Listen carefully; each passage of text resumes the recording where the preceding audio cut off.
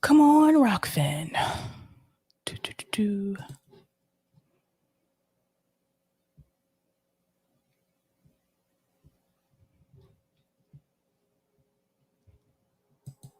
All right.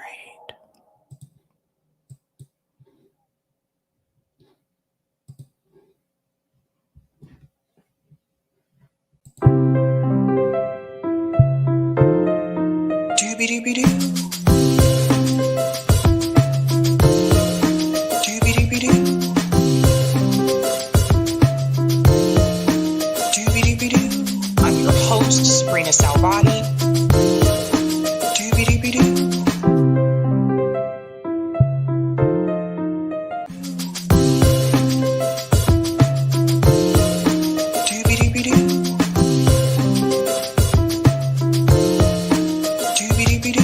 I'm your host, Sabrina Salvati. Doobie-doobie-doo.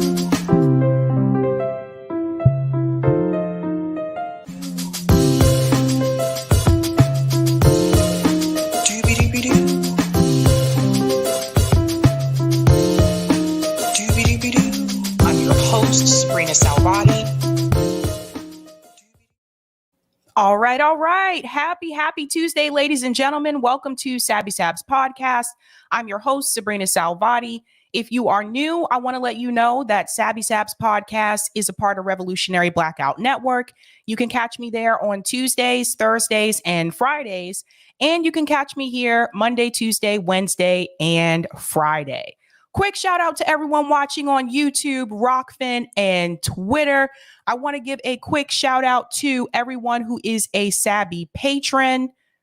Give me just a second. Doobie-doobie-doo. All right. And I have a new one. Kim.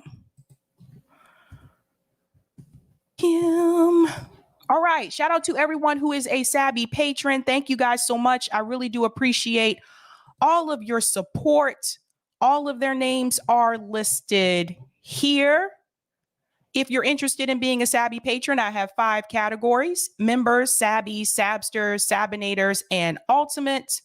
Thank you guys again so much. And I want to give a special shout out to new patrons, Felipe, Emilio, Franco, and Kim.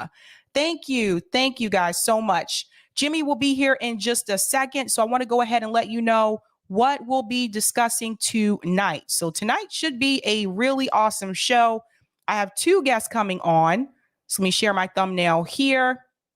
All right. So tonight, Jimmy Dore joins. I'm also going to discuss Max Blumenthal and Aaron Mate Censored. What is that all about? I'm going to get into that story. And then Matthew Ho will be here. He is running for Congress as a Green Party member. So I'm definitely excited to hear from him as well. All right. Want to give a shout out to Fo Q. Thank you so much for the super chat. Doobie-doobie-doo to all of you. Thank you so much for that. Shout out to Andrew. Tell Jimmy that on behalf of the population of New Jersey, we apologize for Jink. And we're from Jersey. We don't apologize even when we're wrong. Interesting. Thank you so much for the super chat. Meteor Dreams. Ryan Grimm is paid by 3 billionaires. Thank you for that reminder, Meteor Dreams. Thank you so much. Thank you to all of you. Let me go ahead and hide that one. Gonna shout out some of the comments here in the chat. Oh my gosh, there's a lot of them. There are a lot. Shout out to Hugo, who's a Sabby member, says, hello, everyone. What's going on, Miguel? Says, doobie-doobie-doo. Shout out to Troy Z, who's also a Sabby member, says, Sabby in the Hize. Thank you so much for that. Shout out to Where Pilgrim says, hey, everybody. What's going on? Democracy says, hey, fam. Shout out to DOJA831. Hello, y'all. This show should be good. Thank you so much for that. Laura, what's going on? Tis my Wednesday. Sabby is my morning show. For those who don't know, I think Laura is in Thailand, I believe. Shout out to Abba for Life says, welcome, newbies. Greetings. Ashura says, at Monarch, he doesn't make enemies out of allies. They choose to be to him since they support the duopoly system. Interesting. What's going on? T Torstick says Sabby, Sabs. Shout out to that. What's going on? Delthea Simmons, who's a Sabby member, says howdy, y'all. Damn, the South is hot. It's hot here too. I'm in Massachusetts and it's more humid, and I don't like high humidity. Like, I can't get down with that, but that's what's happening right now. Cape Socialist, would RBN ever talk with the conservative Hodge twins? I don't know who they are, but I mean, I'm willing to talk to anyone. Osito says Sabby Dore 2024. I would never run for political office, but that's sweet. Thank you so much. What's going on? Anti-corporate capture says love your show. Thank you so much. What's going on? Sherry says, hey, Sabby, hey, chat, sending love and light to y'all. Peace, love. Thank you so much. Let me go ahead and put my thing here. Quick reminder to everyone, don't forget to like this stream. If you're new, don't forget to subscribe. Thank you so much. That really does help me with the algorithm. So I do want to tell you the stories that me and Jimmy are going to talk about tonight. So one of the stories, and I don't know if everyone has been paying attention to this story as well, there is a huge mayor race happening in LA. So we're going to talk about that. I'm also going to discuss this recent interview with Rokana and Brianna Joy Gray, specifically one part in particular about endorsements. I think that's important to discuss. And this new news from Bernie Sanders, who has announced that he will be endorsing Joe Biden and that he is not going to primary him. So there's that. Let me go ahead, and I think there is a comment on Rockfin, Eric.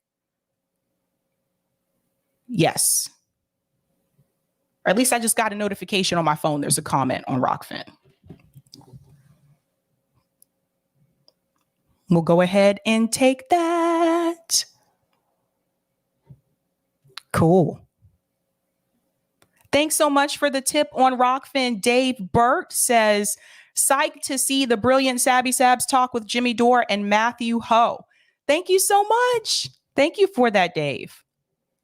Awesome. Thank you for the super chat, AJF Milan. Hi, Sabby. Bam. Bam back at you. Thank you so much for that. Mr. X says people that are still on the Bernie train are pathetic. Ouch. I don't know if I would go that far. I think some people still just have a lot of belief in Bernie Sanders, and I just don't anymore. So sorry about that for anyone who does still. I just don't. Okay, another thing I do want to go ahead and show you. I don't know if everyone saw this yesterday, so I do want to go ahead and announce this again. So Ron Paclone was on last night, and he did mention this antitrust summer that's happening. So I do want to remind everyone, I don't know what I did with the link. Let me see if I can find it. I want to remind everyone to please sign this, because the Senate is actually going to be voting on this soon this summer. And I do want you to participate in this. Now, this has to deal with breaking up big tech, or at least trying to in some way, shape, or form. Let's see if I can find it. I don't even know what I did with it. Maybe I don't have it anymore.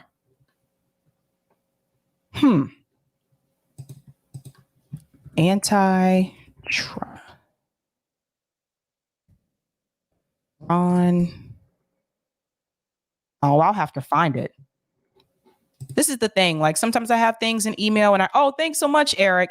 Just a reminder about this, guys. If you can, please sign up for this. The Senate is expected to vote on antitrust bills in a matter of weeks. Antitrust summer is on. So this is really important if you're interested in breaking up big tech.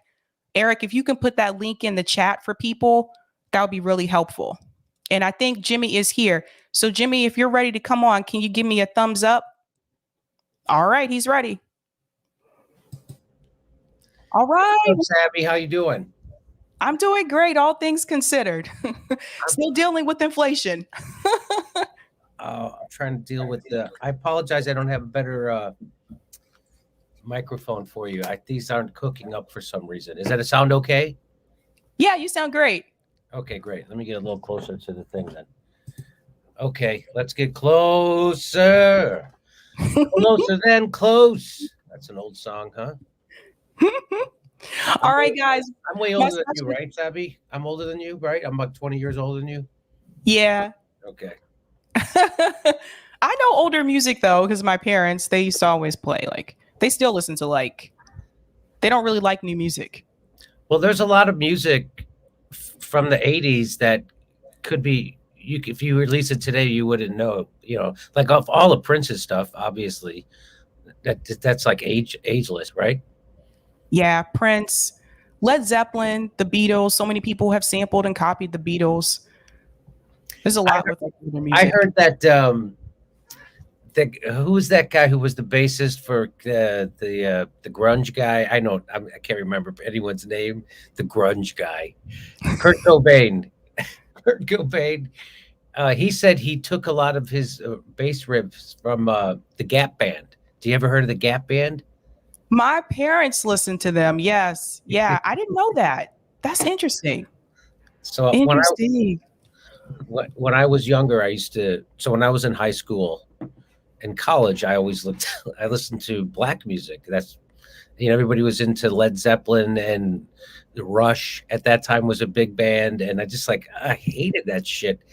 And I was always listening to, Teddy Pendergrass and Luther Vandross. And that's when they started to do hot mixes. And and so then I would always listen to hot mixes. Anyway, they used to make fun of me. And I'm like, I don't care how much you make fun of me. I'm not going to like that shitty music. Oh, man. I didn't know that. I like some of Led Zeppelin songs. No, I like some. No, well, I mean, I like some of it, but, most of it, it's not for me. All right, guys. My special guest tonight is Jimmy Dore. He's a comedian and the host of The Jimmy Dore Show. Jimmy, welcome back. I have so much to talk to you about tonight. All right. Okay. Let's talk. All right. So the first story, there is a big mayor race happening in LA. And I heard a little bit about it. I have a clip here that I'm going to play. Caruso and Bass are running against each other. My understanding is that Caruso is a billionaire. Apparently, he was a Republican and then he switched to Democrat. Just to run for mayor. Exactly. He was a Republican up until he wanted to run for mayor. Exactly. And well, he's winning right now. He's in the lead. Yeah, well, he spent $23 million. Karen Bass, I think, spent $2 million, maybe. So she's getting outspent like 20-1 or something like that. And so yeah, I mean, the guy knows how to make a shopping mall. He made the Grove, which was a real step up, I think, for if you're going to go to a shopping mall. It's an outdoor mall. But I mean, I'm suspicious of guys who are billionaires who then want power in government, and makes me think they want to shift stuff around to enrich themselves, which is what almost always is the case. So, the oligarchs have taken over. They all run for office now. If they used to be, they would just fund a guy, and that's how they ran things. And it was but now it's just, they're the guy. They don't even have to worry about it. Yeah, I'm a billionaire. So what? It's like, what? It seems nuts to me that we put up with it. But I really think Randy Newman has a song. Now I like a guy like Randy Newman, and he wrote it's the end of the empire. Mm-hmm.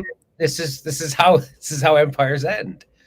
And we're still overextending. We little bit people living under every bridge in this city. We got a billionaire running for the head of it, and we're sending $40 to $54 billion to the most corrupt country in Europe, Ukraine. Hey, can we get that? Can Russia invade California or Los Angeles so you guys would send $40 billion here to help fix this place up? That would be fantastic. I know. I have this clip here I'm going to play for people who are not aware of Caruso and Bass. So here's an update on that race. Numbers right now, Rick Caruso and Karen Bass will face off in November. Caruso has 42% of the vote, and Congresswoman Karen Bass has 37%. Very tight. City Councilman Kevin De Leon is a distant third at 7%. Let's go to Cara in downtown LA with more on this race. Good morning, Cara. Good morning, Rachel. Get ready for 5 months of intense campaigning as these two candidates try to convince Angelenos each is best suited to tackle LA's biggest problems. Take a look. The front runner in the race by, as you just mentioned, a narrow margin there. Real estate developer Rick Caruso gathered with supporters at the Grove, one of his shopping malls. The 63-year-old billionaire has also served as president of the Civilian Police Commission and been on the board of Water and Power Commissioners. His focus, reducing homelessness, partly by building more cost-effective shelters and units, fighting crime with additions to the LAPD's force, and addressing corruption at City Hall. Caruso spent nearly $41 million on an advertising campaign, much of it his own money. Here's part of what he said last night. 41? I frequently hear and read how and I'm a little bit confused too, because the other thing I was going to ask, he said he wants to fix, I guess, like the homelessness problem. Yeah. Do you think he's actually going to try to do that?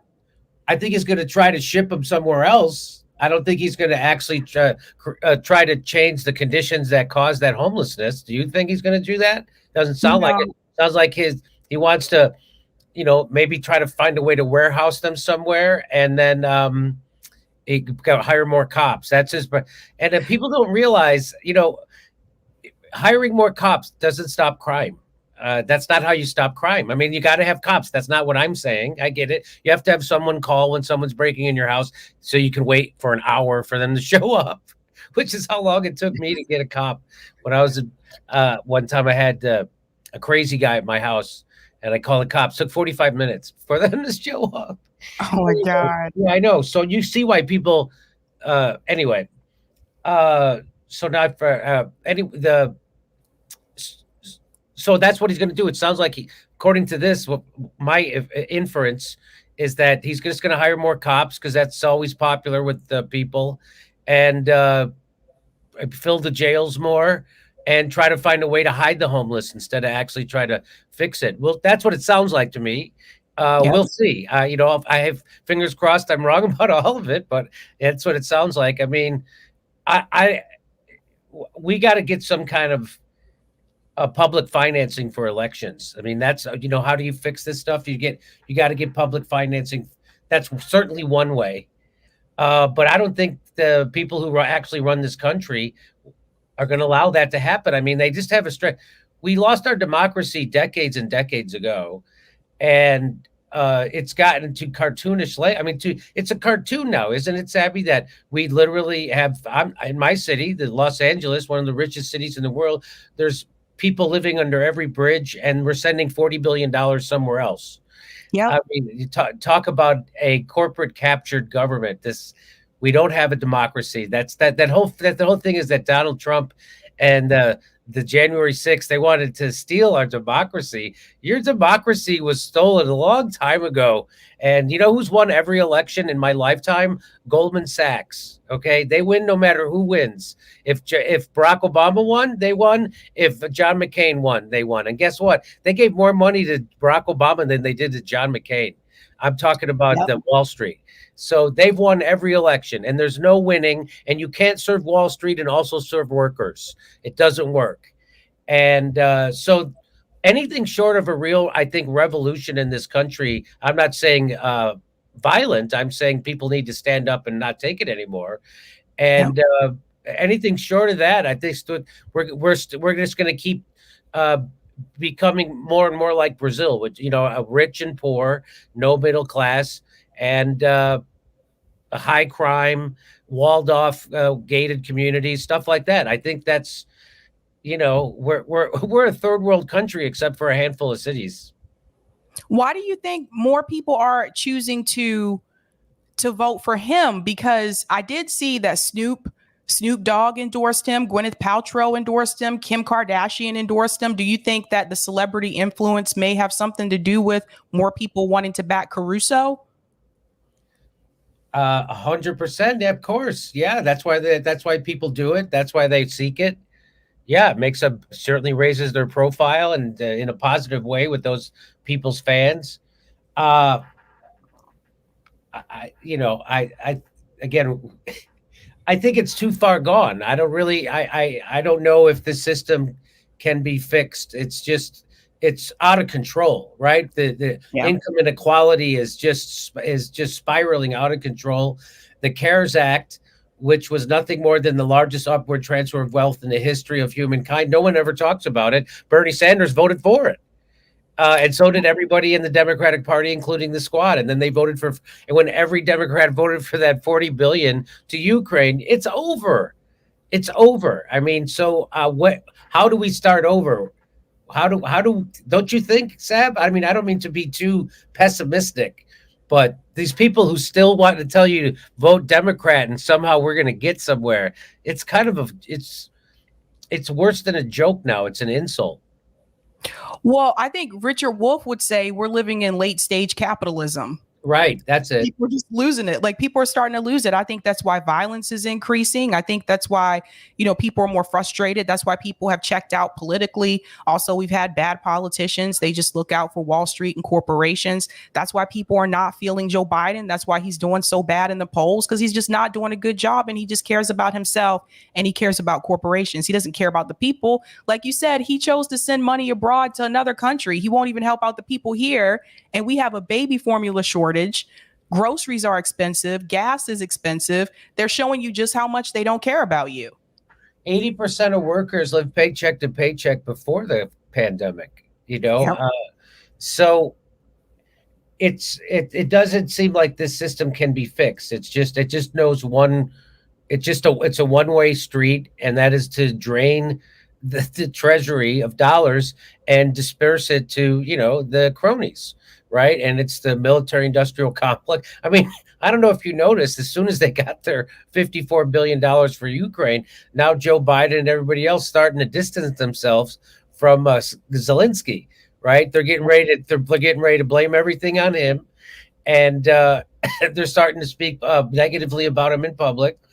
And and then people are starting to say, well, even Joe Biden is starting to publicly admit that they're going to have to cede territory to Putin to have peace, and the peace is going to have to come through diplomacy, because there's no way in hell that Ukraine is going to overcome the USSR military. It's a joke. It's always been a joke. And the reason why most of the people in America don't know that is because they're the most propagandized country in the world. They have no idea that the news is not the news, that the news is straight propaganda from billionaires. That's a big problem in America. I mean, where do people go to get their information about the LA mayor's race? They go to the local news, and the local news is owned by those same guys. It's a class war. And, they won a long time ago. Agreed. They won't even give us health care in the middle of the pandemic. They can't. It's nuts. It's crazy. It's terrible. So this is the candidate running against Caruso. This is Bass. So I'm going to play this clip. From 2019 to 2021, and was considered a possible running mate for Joe Biden. Now, before holding office, she also founded the nonprofit Community Coalition with the goal of transforming social and economic conditions in South LA. Last night, she talked about her platform. Los Angeles, change is coming, and our campaign is leading the way. We're leading the way so we can have a city where one job is enough to make ends meet. We're leading the way to a city that runs on clean, green energy, leading the way to a city where young people see a future for themselves and their children. Angelina. And she's losing. So that's that. She was considered a possible running mate for Joe Biden. That Yep. Boy, man, that doesn't sound good to me. Does that sound good to you? No, it doesn't. again, She was also endorsed before by the Congressional Black Caucus, and we know that they don't really endorse real progressive candidates. They just don't. You can see that with Shontel Brown and Nina Turner. So I just feel like, again, like the people don't have a good option between the two. No, that's the problem, right? So now those are our choices. You want to get, punched with the right fist or get punched with the left fist. That's your choice. Do you think someone should be able to just switch party like that for a race? Yes. I don't like it, but yes, I don't think you should have to stay in a party if you don't want it. You should be able to, free country, should be able to join a party, quit a party, start a party, whatever you want. All right. So speaking of parties, Bernie Sanders. Oh boy. So I saw this yesterday. Bernie Sanders says he won't primary Biden and would support him if he runs again. So this is Bernie Sanders doing what he does as usual. So it goes on to say, Senator Bernie Sanders, the progressive firebrand and former Democratic presidential candidate, said on Monday he would not challenge President Joe Biden in a 2024 primary and would back him if he runs. A comment that comes as Democrats are uncertain whether the 79-year-old president should run again. I think it's a little too early. I think Biden will probably run again. And if he runs again, I will support him. So again, it's like, this is Bernie Sanders not sticking with his movement again, not holding Joe Biden or Democratic Party accountable. And he's an independent, I want to remind everyone. And this is him again caving to Joe Biden. I want to make it clear, I am not going to extract one fucking thing for my vote or my support, okay? I'm never going to fight for anything. I will never, ever demand that Joe Biden even follow through on a campaign promise. No matter how big of a cock I look like. It's amazing. It's not, okay, Medicare for all. He ran on the public option. They don't even talk about it. They don't even talk about it. He ran on the public option. He ran on the $15 minimum wage. It's a joke. He's making a joke out of you. He's making a joke out of the people that are asking to vote for them. You know how you get people to vote for you? You actually do something for them. They won't do anything for the people, Sabby. They won't do it. Nope. Why not take $1 trillion and give it to the people? See what happens. It's the craziest thing I've ever. And that again, it's just the as Chris Hedges, somebody I heard describe it that way. Like it just the gears have seized up of government. They're so corroded with corruption that they can't even function to get anything to you unless there's a huge profit for some corporation involved. And Bernie Sanders will not extract a goddamn thing for his support. He disbanded. He disbanded his own. He talks about, he even now talks about we're going to build a movement. You built a movement and you disbanded it. Yep. You asked them to do nothing. You pressured the establishment in zero ways. You extracted nothing for your movement. Nothing. Well, there's something else I noticed too.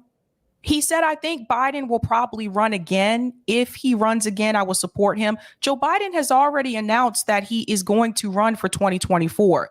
So why do you have people like Bernie Sanders? And by the way, AOC the other day, they were asking her if she would endorse Joe Biden. And she said, well, we'll cross that bridge when we get to it. She wouldn't give a yes or no, as if they don't believe that he is going to run again. But I thought it was interesting that AOC wouldn't give a yes or no, but Bernie Sanders has no problem just jumping right out and saying yes.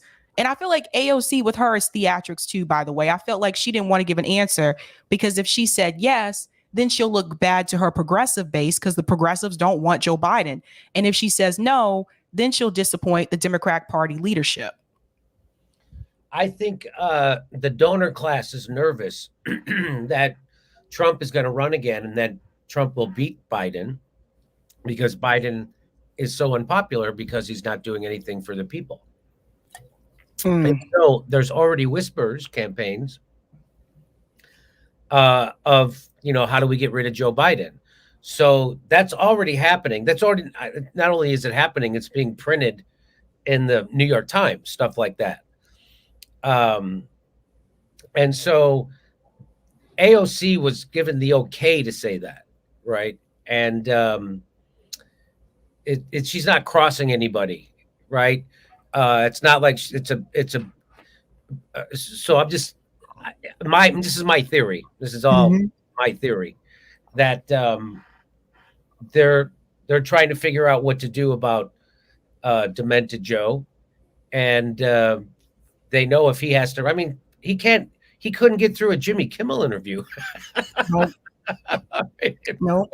Jimmy Kimmel was like talking to him like you would talk to your great grandfather you're visiting in the home. You know, that's how he was talking to him, like, you know, how you talk to a baby, right? Like they're delicate and he's trying to guide him. And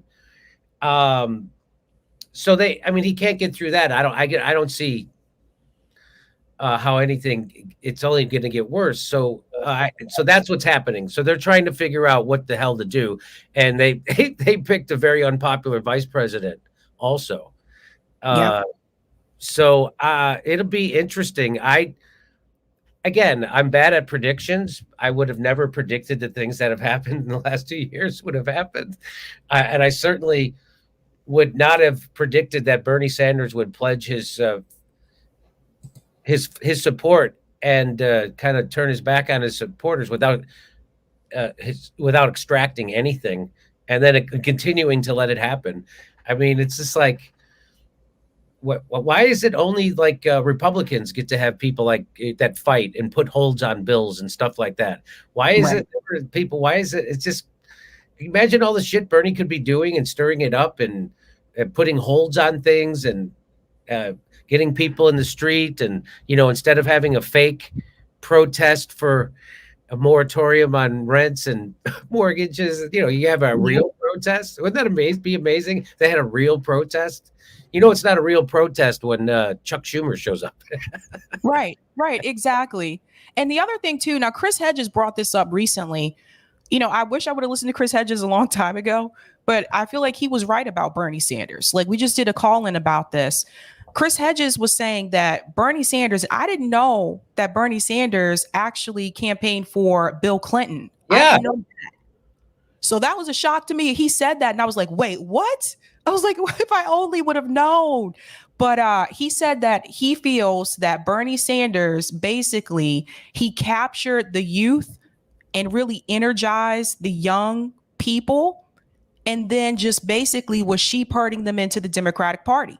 So he said the moment Bernie Sanders decided not to leave the DNC after 2016 and run as an independent or third party, he knew that Bernie Sanders wasn't serious about his movement. Yes, that is correct. And then he predicted how his 2020 campaign would look to a T. Mm-hmm. To a T, filled with insiders and people from the Center for American Progress. I know. No, it's just one of those things. Like, I feel like if he's supposed to be an independent, how come he doesn't use his independent title, whatever you want to call it, for some type of leverage? For example, if the Democrats say, Bernie Sanders, we want to send $40 billion aid to Ukraine, why doesn't Bernie Sanders come back and say, okay, if you want me to support this bill, then you're going to have to bring Medicare for all to the floor for a vote? Why doesn't he do something like that? Why doesn't he use his independent title to get something from the Democratic Party instead of just joining the Democratic Party? Yeah, that's the big question, huh? Nope. I mean, all I know is how it manifests. It manifests itself in cowardly behavior. That's what it looks like from the outside in. It just looks like he's just a spineless coward who's willing to let himself be used as a tool of, empire, imperialism, and people like Joe Biden. He's in service to Joe Biden. Guess who Joe Biden's in service to? Right? He's in service to Wall Street, the military-industrial complex, big pharma, health insurance companies, and Silicon Valley, and fossil fuel companies. So now Bernie's serving Joe Biden, which he is, and he's pretty proud to say it. He doesn't. That's not an insult. He brags, and the most progressive president of the year. And so anyway, it's a real heartbreak. I don't know how to get through it. I had to actually. I'm trying to drink less because I can't drink. Drinking is not a good way to deal with problems. I mean, for short term it works, but it doesn't work long term. But yeah. So anyway, I don't know. now would be, now would be a time for someone who actually could remind people that the issues we're facing right now, or convince people that the issues we're facing right now are not left-right issues, even though they want you to think everything is a left-right issue. It's not. It's us against them, right? And people need to realize that,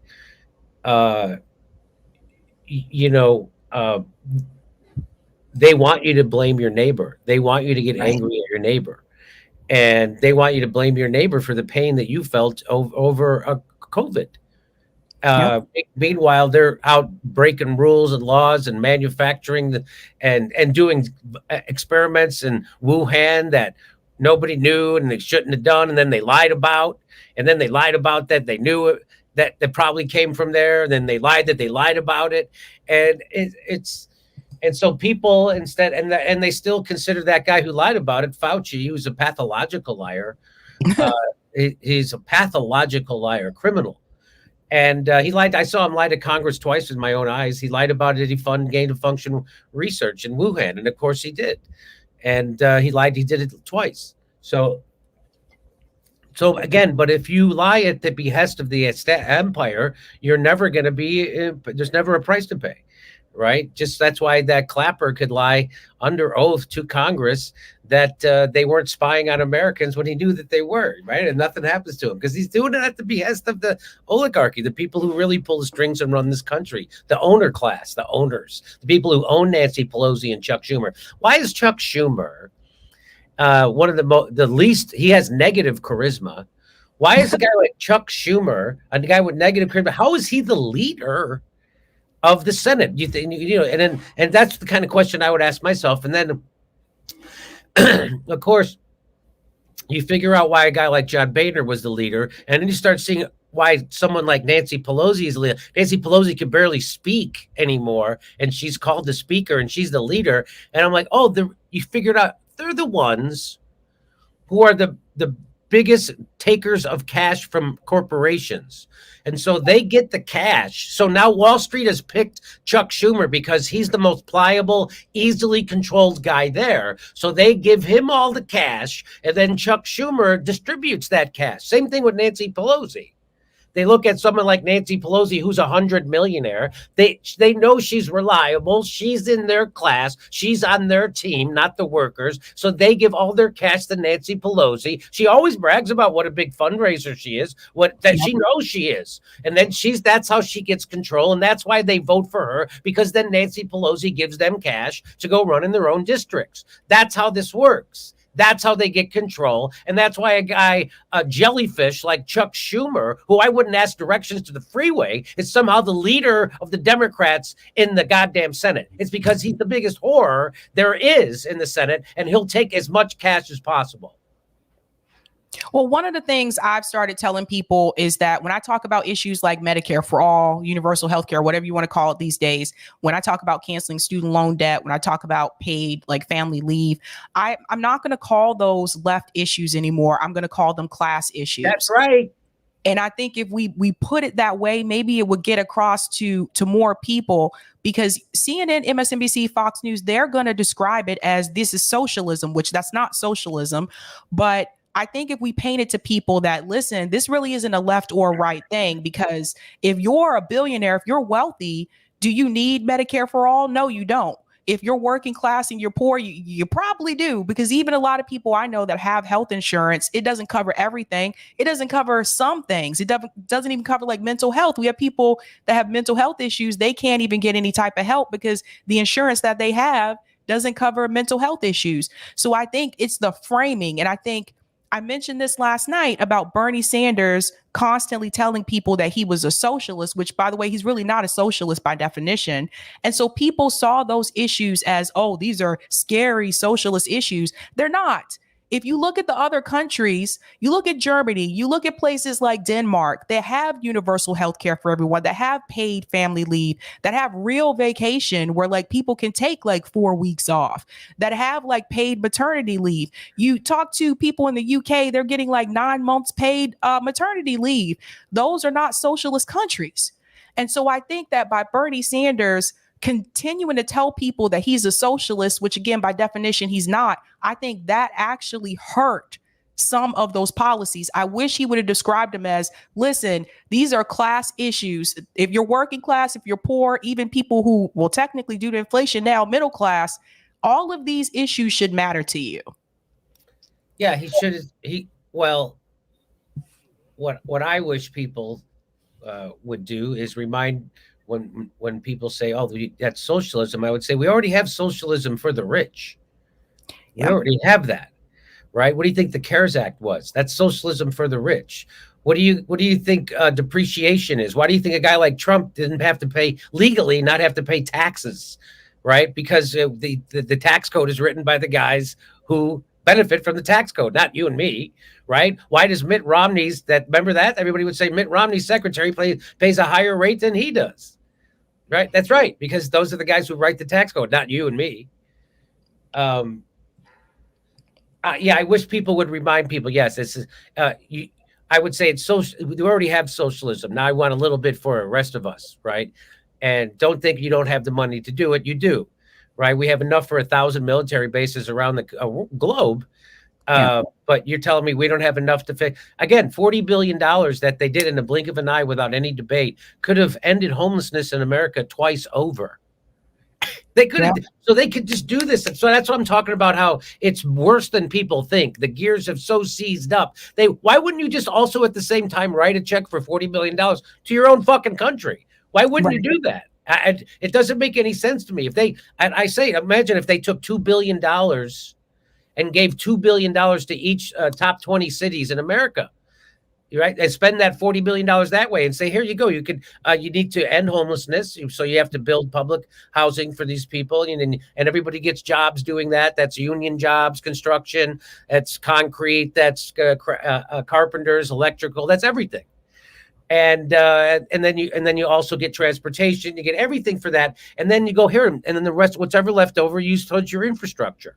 You have to build, rails or light speed, whatever it is, and it would be amazing for our country. They won't do it. No, they won't fucking do it. And the only way they'll fix it. So the only way something gets done is if there's some huge profit for a corporation in it. And they can twist the arm of the legislature to get that done, and it's happening every day. It just isn't happening for working people. Working people don't have a lobby, right? And the problem with the unions get co-opted, and that's a big problem also. Like the people who run those unions are in the class of the people they're supposed to be organizing against. Yep. So. Anyway, I'll tell you, voting Democrat is not going to get us there. We need more stuff like Christian Smalls. We need more independent media, but they're taking independent media away, and they're crushing us. Right? Look at how they're coming at PayPal, like they're deplatforming your way to get revenue, right? And so. This is fascism, right? That's what when government and corporations, who is it? It's anti-war voices, right? It's people who are speaking out against that at the gray zone. They got an email where it's clear that's what's happening. It's happening to Consortium. It happened to them. It happened to, I think, Alex McLeod. It's happening. So I took all my money on. I'm getting rid of PayPal. And I took all my money out and I'm shifting people over to another way. But again, the other way is probably just as bad. It's all owned by a billionaire somewhere. And exactly. And that's it's funny when people, they go, Peter Thiel is invested in Rumble. Why would you go on Rumble? Who the fuck do you think is invested in Google? Who do you think is invested in YouTube? Who do you think was one of the original investors of Facebook? You fucking idiots. Do you think there's a good major broadcasting corporation out there? That's it. It's just some kind of fantasy. MSNBC and CNN are just as corrosive for this democracy as Fox News and whatever else you want to point to. Yeah, no, it's true. And I want to show people this is exactly why they don't do anything for us. if you're new, you may not have seen this before, but I put this on the show before. It talks about feudalism then and now, and there's two different comparisons here: medieval feudalism and corporate feudalism. And so you'll see back in the day, at the top were the monarchs, then you had landed gentry, clergy, royal ministers, merchants, vassals, and at the bottom was everybody else: peasants, laborers, and conscripts. But if you look at corporate feudalism, at the very top, you have the central bankers: Federal Reserve, Bank of Japan, ECB. Next, you have the big bankers: JP Morgan, Goldman Sachs, Lloyd's. Corporate elite follows them: Fortune 500, multinationals. And the elected officials, they're all the way down here. And that includes the president, MPs, representatives. Right. Under them is top bureaucrats, top professionals. And again, at the bottom, that's everyone else. Most of us are down here: workers, students, and soldiers. So you need to see who is above the elected officials, and then you understand why they don't do anything for the people. That is exactly right. And Barack Obama's entire cabinet was dictated from Citicorp. We know their Citigroup. We knew that because of WikiLeaks, and there was an email, and every one of those people that Citigroup wanted in Barack Obama's cabinet ended up in Barack Obama's cabinet. That's again why Barack Obama got more money when he ran than his Republican opponent. Again, they win every election. To think that Barack Obama was any less of a tool than his opponent, he even admitted it. I have it on video. I should play it more in my show, where he said, if you look at my policies would be considered moderate Republican if this was that 1980s. Well, it's considered that now. Well, yeah, that's just because how much shit has shifted right, that what he's doing is considered in any way left. It isn't. Just like AOC even admitted before she got indoctrinated into the club that we have two right-wing parties in America. We don't have a left-wing major party. And when you look at this explains why Barack Obama chose to bail out Wall Street and not the American people. Remember, we're at the bottom. We're everyone else. the banks are above him. So, of course, he was going to save them and not save us. So that's important for people to see. There's one other thing I do want to show you as well, Jimmy. So Ro Khanna was recently on Bad Faith Podcast. I will say, out of all the people in DC, he seems to be the only one that's willing to go on to independent media that's not TYT per se. And yeah, I'll give him that. I'll give him that. Yeah. And so I don't know if you're aware of this, but there's a Senate race going on in New York State. And Nomiki from Majority Report has decided to run as a candidate. But there was already a progressive candidate in that race that was already endorsed by DSA and endorsed by AOC. And she just announced, I think it was like 2 weeks ago. I think I did that like 2 or 3 weeks ago. She announced that she's running in that same district. So now they are going to be splitting the progressive vote. So the joke is we were told we're the ones that's dividing the left, and here you have the same person who was saying that, who is physically dividing the left right now. Not kidding. Yeah. It's a funny story, isn't it? So Ro Khanna came on to Bad Faith, and props to Bree, because she asked him about that. And I want you to hear his response, because I do hear, of course, there's some hypocrisy in his response. So I'm gonna play this. The left has been curious about your decision to weigh in on the New York Senate race, where the DSA endorsed candidate Kristen Gonzalez has a new challenger in the form of Nomiki Konst, who is, herself, embedded in the left media world, has previously run for public advocate in New York, and is known to many in this arena.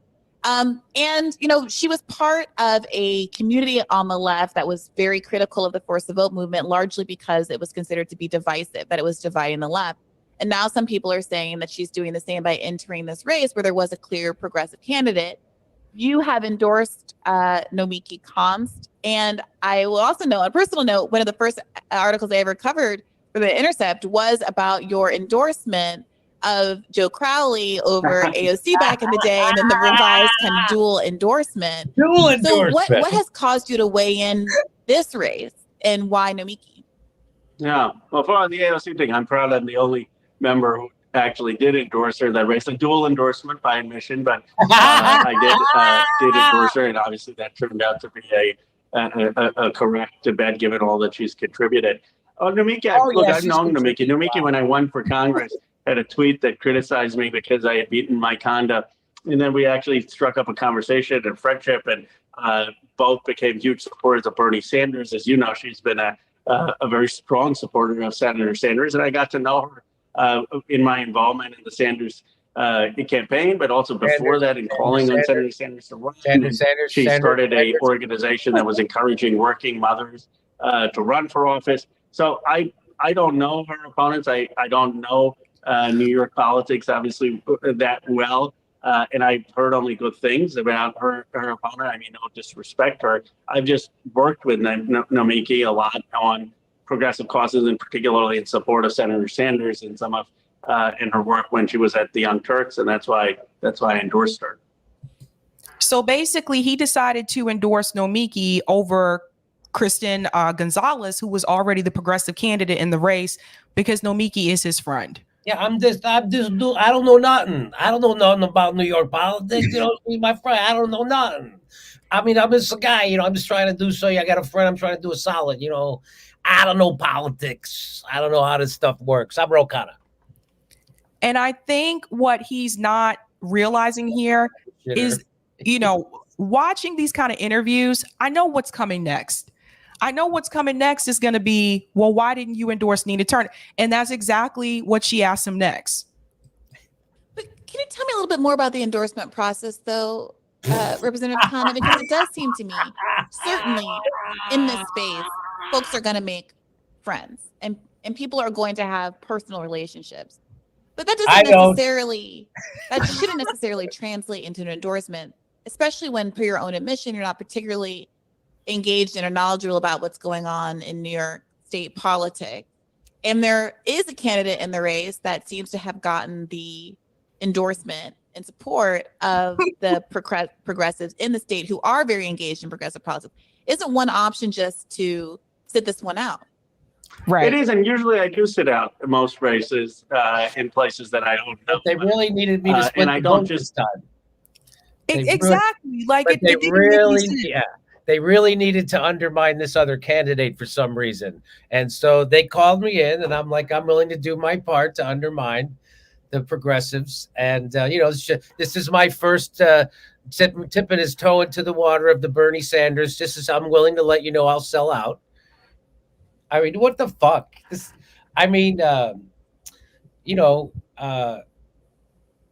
Go ahead. I don't know. It's just you have to remember, I forgot for a while that, these people are real politicians. Ro Khanna is a real politician. And let's remember the type of people who are normally drawn to politics. They're usually like me, narcissists and self-centered. It's just, I wanted, we all want people like Ro to be better, just like we want people like AOC and the squad to be better, but they're not, right? They're at the end of the day, they're politicians, and they've revealed themselves to be bullshitters. And, they all voted for the CARES Act, and then they hide behind they had that unemployment in it. It's just like, you can't vote for the largest upward transfer of wealth in the history of that. Did he vote for the 40 billion? Did he vote for that? Yes, he did, right? Yeah. Right. So that's and then he called Max Blumenthal freaking Russian.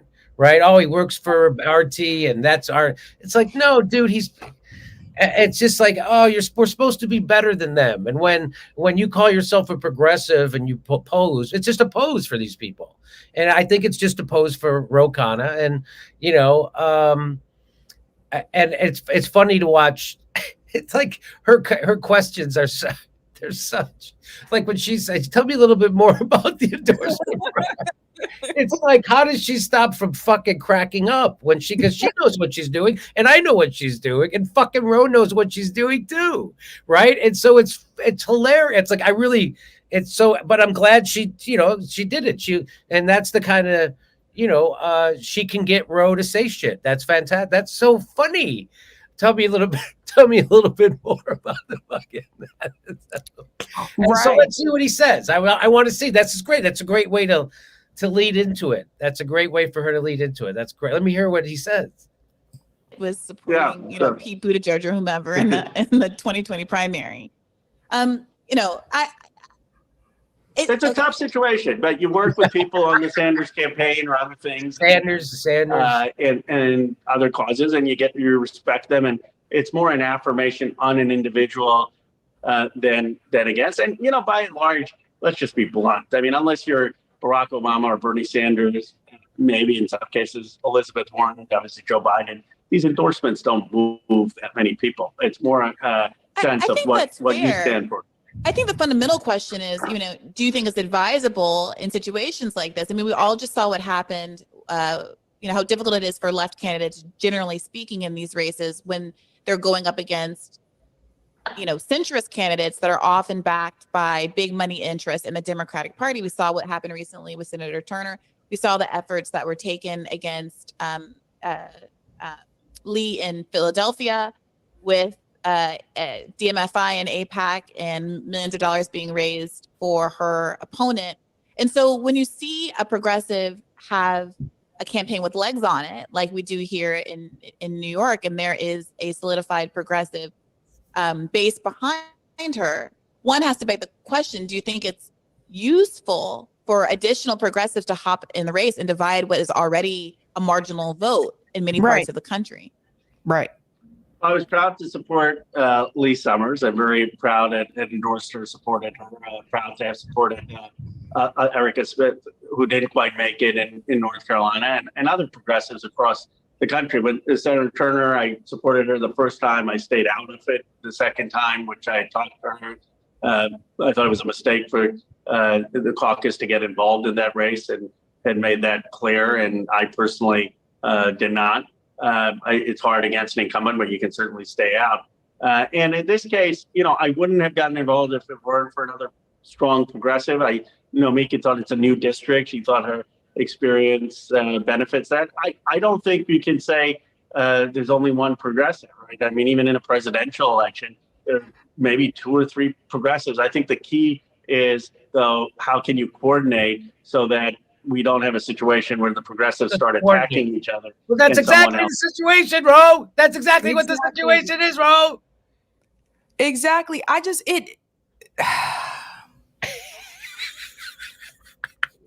It's painful. It's painful because it doesn't make any sense. Like, you heard him. He said he endorsed Nina Turner the first time. He didn't endorse her the second time. Bakari Sellers did the same thing. Although I think we know you should not trust Bakari Sellers.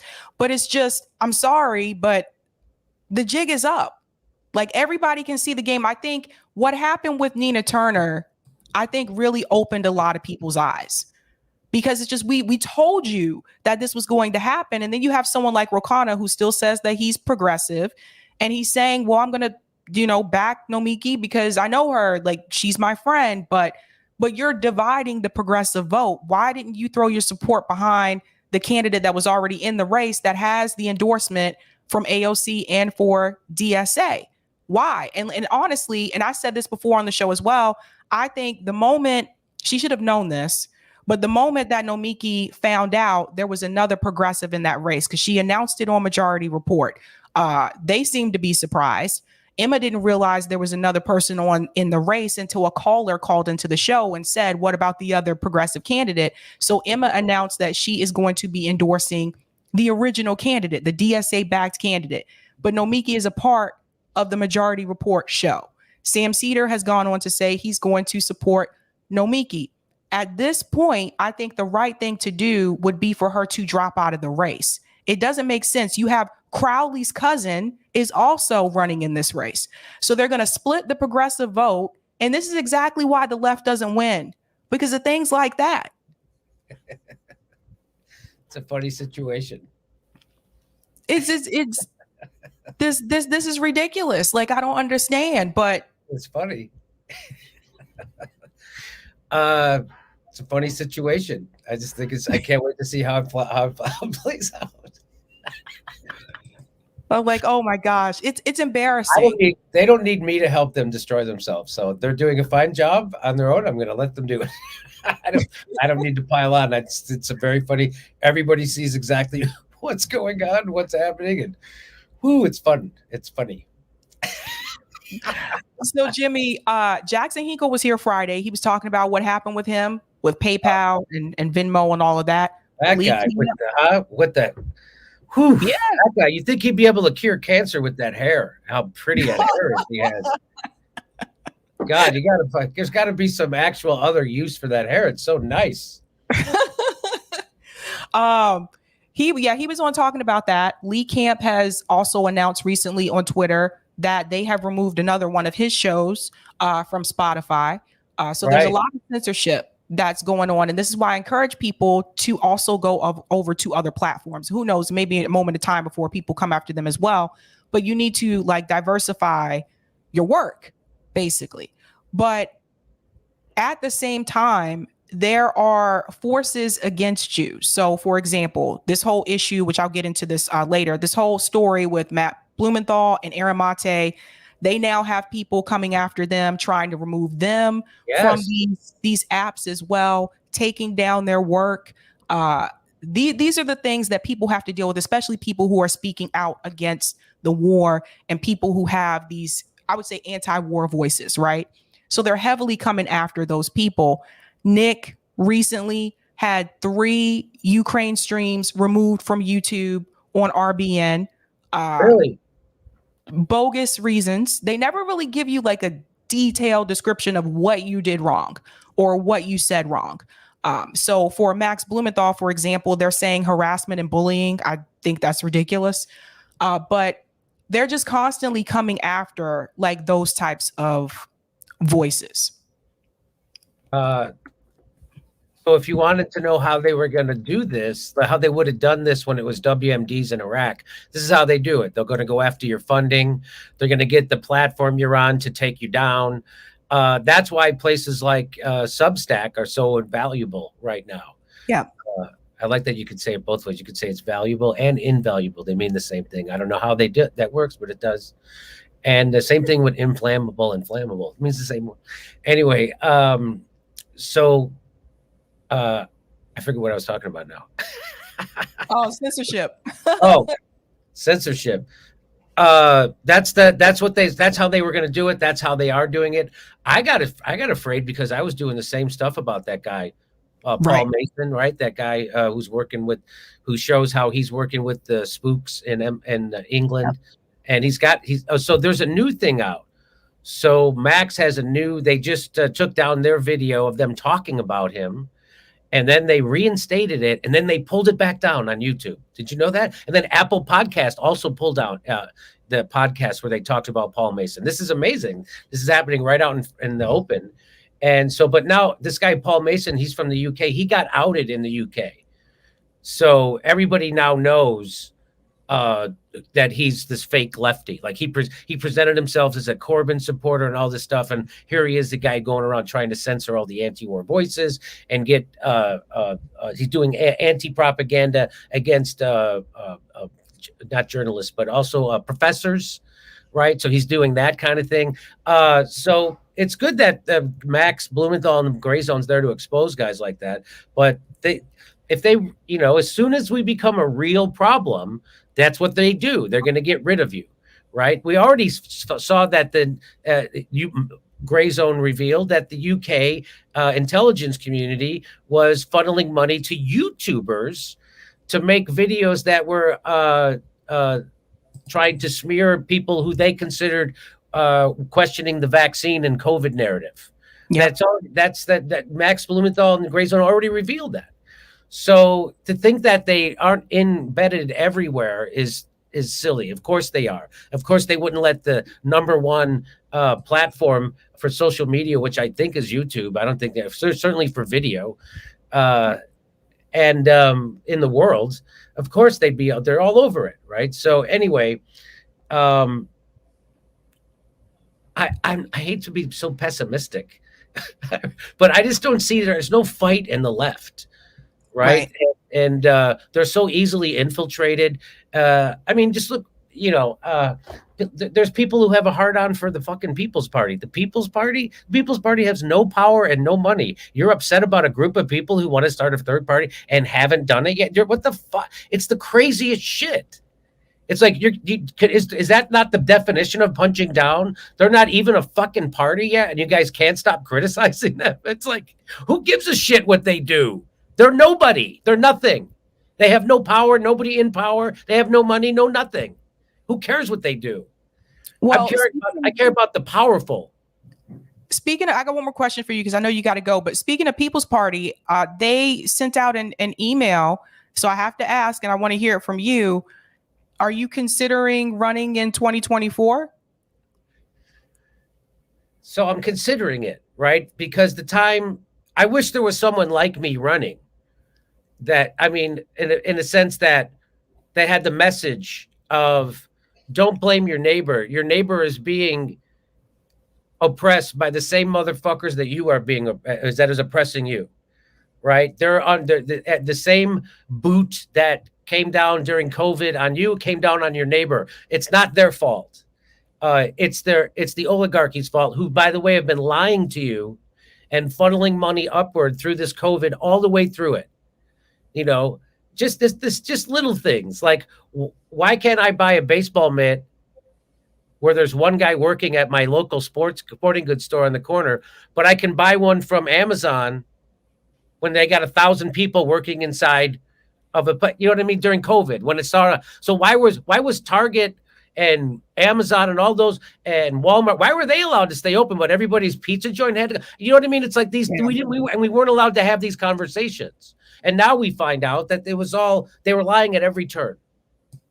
And, I just, anyway, so I hope someone like me who doesn't what Christian Smalls did is what needs to be done. And that's what, as soon as you try to do that, that's what wakes them up. What I mean is, as soon as you organize along class lines, Christian Smalls, when he was on my show, I said, that Amazon warehouse that you organized, that's in Staten Island. Now, did you just do it with the lefty liberals, or because there's lots of Trumpers there. There's lots of Staten Island. I know who lives in Staten Island. And he said, no, I had to organize with all. Of course, that's how you organize. And I've said this since the day I had the Boogaloo Boy on my show. And I had the next guy on claim to be a union organizer. And I said, what's your message for a guy like that? Who's pro-gay, pro-LGBTQ, pro-Black Lives Matter, anti-war, anti-cop, anti-Trump, but he's a gun nut. What's your message for him? He goes, I don't have a message for that guy. I'm like, well, that's why you're a shitty fucking organizer and nobody ever heard of you. Because that's not how you organize. You don't go, hey, who's here's a Trumper? You're out. Who here's a Boogaloo Boy? You're out. Who here's a gun nut? You're out. Who's here's a libertarian? You're out. Who's here's a Proud Boy? You're out. Okay, who's left? Now we're going to organize with you. That's not how organizing works. It's the exact opposite. That doesn't scare them. What scares them is when all those people realize they have a common interest, that they have what binds them together is greater than what divides them apart. That is the thing that scares them. And I wish someone would run with this message, because the problems we have aren't left, right anymore. The majority of people want government to help them with their health care. The majority of people want to end empire and imperialism and invest that money back here. If you ask the people, they want to take that $40 billion and give it to the top 20 cities in America and make them better and end homelessness. They would say yes. These aren't left-right issues. A living wage isn't a left-right issue. Yep. So healthcare isn't education. These aren't left-right issues. These are us against them. Censorship isn't a left-right issue. Ending those wars aren't a left-right issue. Investing in our infrastructure instead of bombs isn't a left-right issue. So anyway, I wish someone would come along with that message, but they're all, even Bernie Sanders, which is why his campaign was such a failure. He sounded like every other goddamn Democrat. Donald Trump is the most corrupt, sexist, misogynist, racist. It's like, dude, that's not where it's at. They were like they were having a contest to see who could hate Trump more. That's not what people were interested in. People were interested in someone doing something for them. People were interested in you calling out the people who control both parties. That's what's attractive. That's because people know it now. So I hope someone greater, smarter, and better than me comes along that I could help support in their challenge to try to wake people up to this idea that the thing that really scares the oligarchy is us coming together. And the only thing that's actually going to help us is if we come together along real class lines, left, right, in the center, everything else. And, you know, my message reaches a lot of people. You know, when I used to go to George Carlin's shows, I would always marvel at his audience and how diverse it was. You know, there were kids, there were senior citizens, there were guys in suits, there were hippies, there were blacks, there were Mexicans, there were Asian, there was everything at his show. And, you know, because he had that message, it wasn't left, right, it's us against them. He knew that there was an owner class and that they don't give a fuck about you and that they're going to be coming for your Social Security. He knew all that. Yep.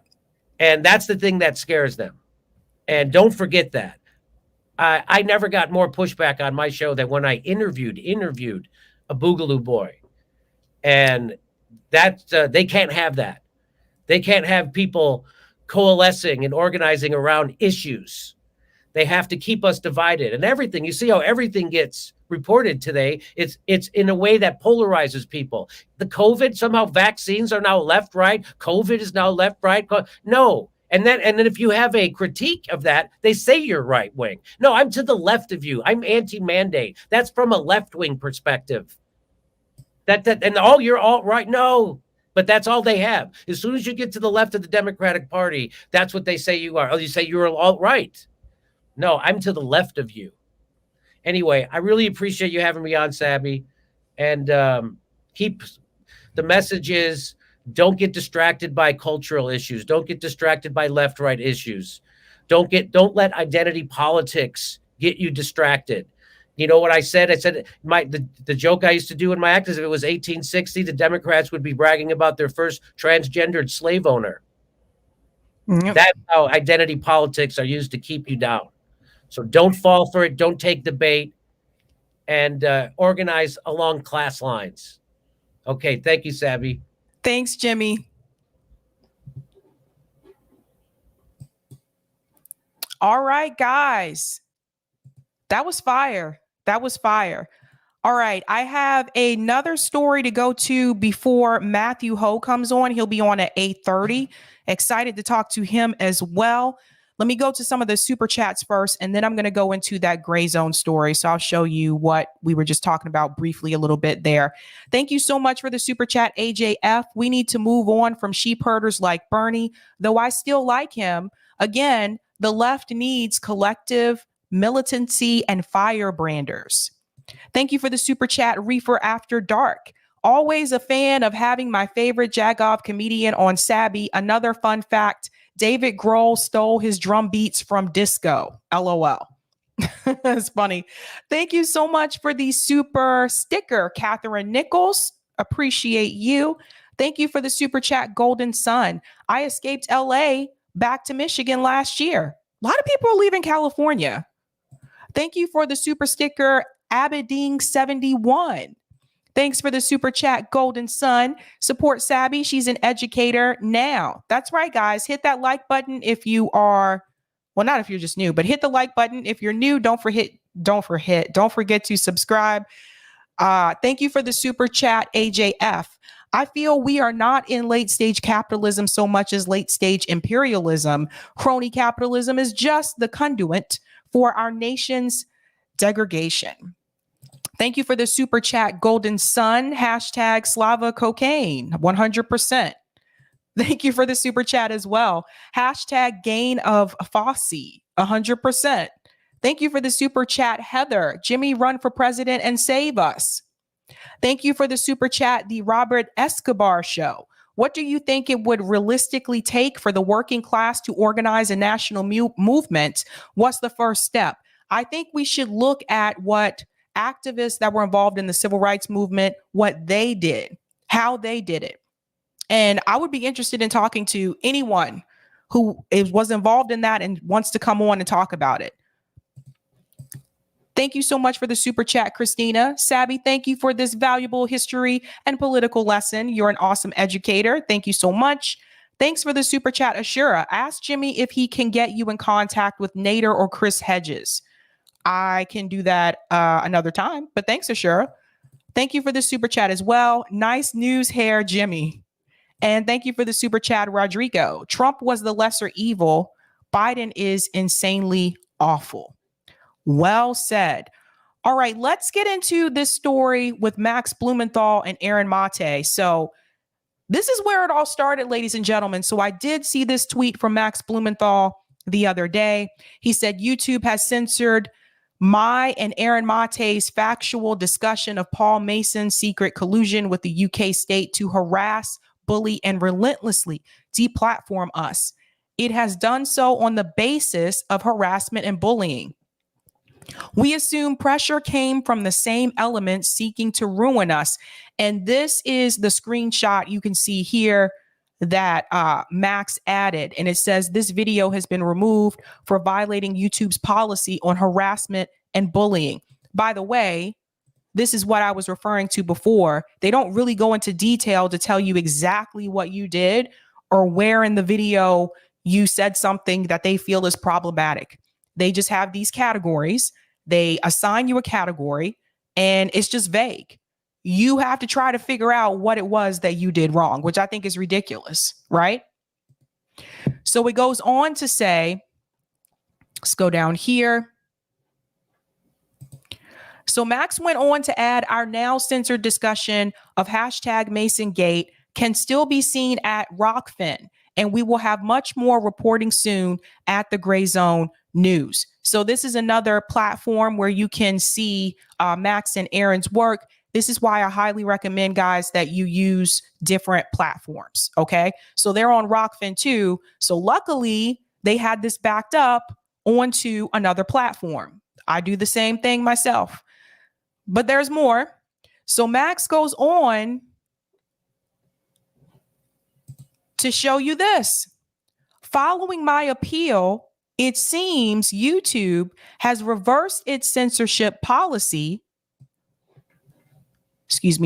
Has reversed its censorship of our discussion of Paul Mason's state-involved plot to deplatform and destroy us. So they reversed it. But then he goes on to say, however, Aaron Mate's Pushback Show podcast has just been inexplicably disabled by Apple Music. And you'll see the screenshot here. So there's Aaron's show Pushback, and there's a notification here, episode unavailable. This episode is temporarily unavailable from Pushback with Aaron Mate. Again, where's the reason, right? So he goes on, there's more. And YouTube has yanked our hashtag MasonGate video again. So it appears that YouTube removed the video. He filed an appeal. They reviewed it and said, wait a minute, you didn't do anything wrong. Reinstated the video, then came back and took it down again. Welcome to YouTube, ladies and gentlemen. Welcome to YouTube. This is what they do. This is what they do. They removed our video again on suspicious grounds of bullying someone who was working in secret with UK intelligence to destroy us. Some users reporting having the video taken offline in the middle of viewing it. So, I would ask, what is the harassment and bullying? And this is the thing I want people to understand. Most of us on YouTube, we don't actually have someone on YouTube that we can talk to. We just submit a ticket and we get an auto response. But I don't have like a person that I can talk to. So this is probably what happened with Max, whereas they took it down again and they're still giving a vague reason. Bullying. How were they bullying? I mean, I've seen a lot of stuff from the Gray Zone. I don't see bullying. So they'll just pick a random category as an excuse. So he shows the decision here. 1 hour ago, YouTube officially reversed its decision to remove our video. See left, and I'll show you the screenshots in just a second. Then 35 minutes later, it removed the video for a second time on the basis of bullying and harassment, violating its own guidelines in previous decision. An absolute farce. So here's the first screenshot. And it says, we've reviewed your appeal for the following. After taking another look, we can confirm that your content does not violate our community guidelines. Thank you for your patience while we reviewed this appeal. Our goal is to make sure content doesn't violate our community guidelines so that YouTube can be a safe place for all. And there's more hugs and bells and whistles that goes along with that. Then he has another screenshot here where they came back for the same video. And they said, our team has reviewed your content, and unfortunately, we think it violates our harassment, threats, and cyberbullying policy. We've removed the content from YouTube. Here's that video again. We know this might be disappointing, but it's important to us that YouTube is a safe place for all. If content breaks our rules, we remove it. If you think we've made a mistake, you can appeal and we'll take another look. But I want to remind you, they already did appeal it, and the appeal was granted. Then they came back and took it down again. This is what happens when you rely on bots. Do you know how many times this has happened to Hardlands Media, where they've had a video taken down, they go back and appeal it, and then YouTube realizes, you know what? We messed up. You didn't violate any rules after all. We've reinstated your video. That's happened to Hardlands Media within the past year, I'd say about 3 times. And when that happens, I want to explain to people what that means for the creator. When that happens, that means you can't live stream.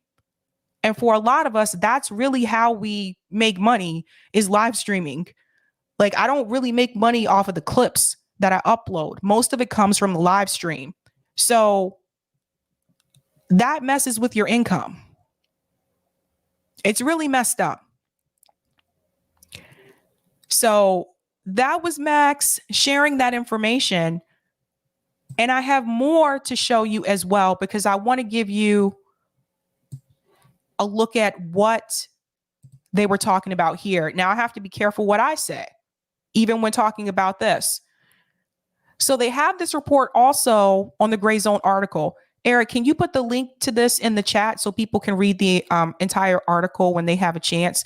There are certain parts I want to point out here, you guys.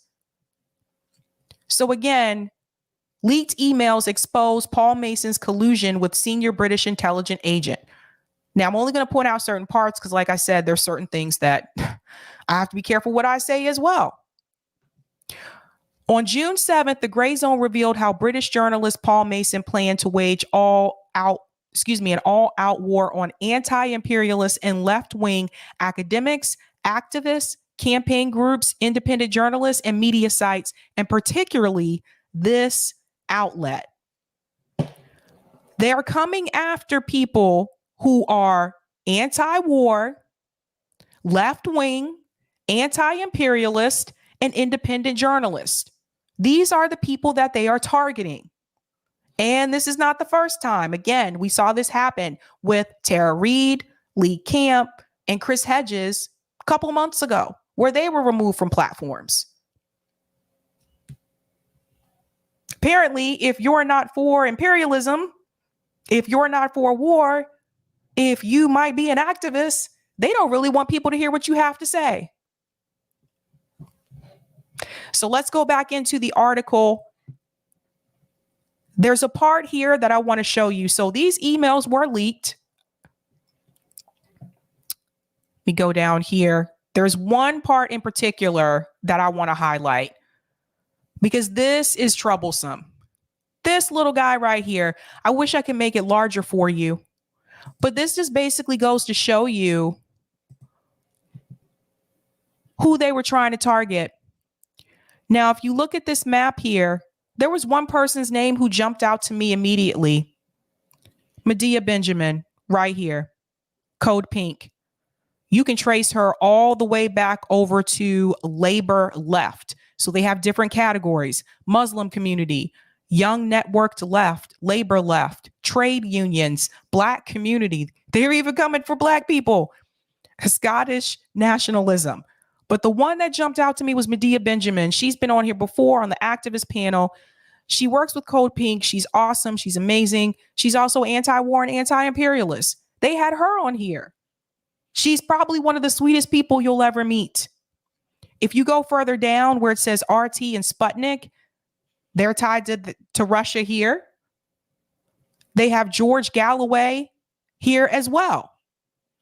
So I'm not familiar with all of the names on here, but the fact that they put Medea Benjamin on here was very troubling to me. I was like, what? So yeah, they linked her. They had Code Pink. They linked it to Medea Benjamin. If you follow the arrows, they linked it to Stop the War, and they linked it all the way back over to Labor Left. There's something else I want to show you here. And this one is really troublesome towards the bottom. But again, this doesn't surprise me.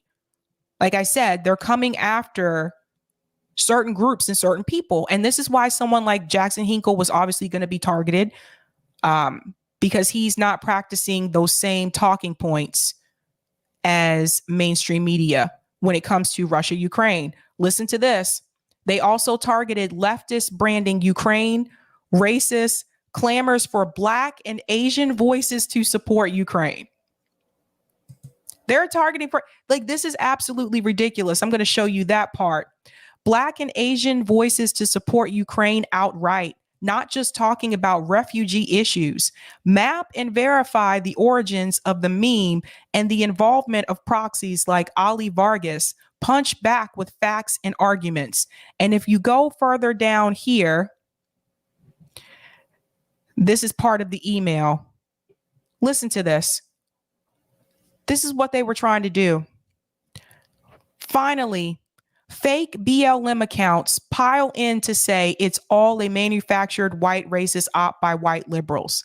How to respond? Black and Asian voices to support Ukraine outright, not just talking about refugee issues. Here's another one up here. Justifiable outrage at hypocrisy of the West allowing fighters to go to Ukraine but prosecuted, e.g. YPG and Palestine. Here's another one here. Narrative flex. Therefore, everyone who is angry about Ukraine now is following white racist instincts.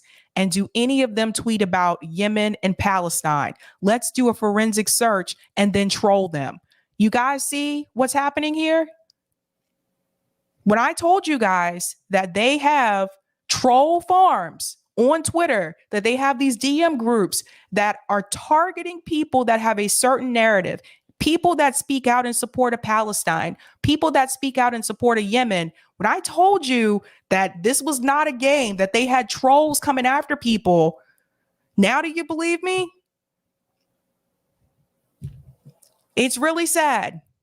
It's really sad, but I knew that this was happening because how is it if you usually send a tweet, maybe you get 100 replies, a retweet here or there, but as soon as you would tweet something about I stand with Palestine or I support Yemen or what about Yemen, all of a sudden, all of these people come in at you. People that don't follow you, you look at their account, they have like 1 follower or 0 followers. It's suspect. And I tried to tell people a while back, they were targeting for like certain people. So hopefully things get straightened out with Max and Aaron at the Gray Zone, but they're coming after them now. Now they're going to target their PayPal, just like they've done with Jackson Hinkle.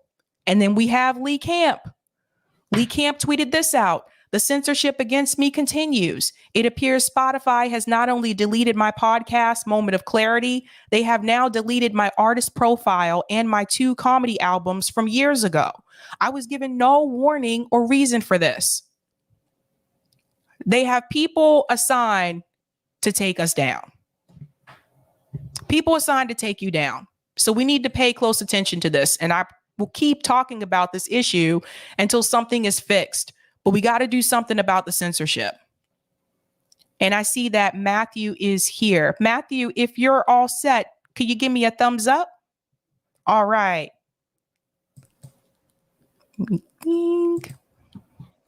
Hello, nice to meet you. Hey, Sabrina, nice to meet you. Thank you for having me here. Thanks so much for coming on. All right, guys, my second guest tonight is Matthew Ho. He is a candidate for U.S. Senate through the Green Party, representing the state of North Carolina. Matthew, thank you so much for coming on. It's a pleasure. Thanks for the opportunity to talk to you and talk to the folks who are, listening and watching.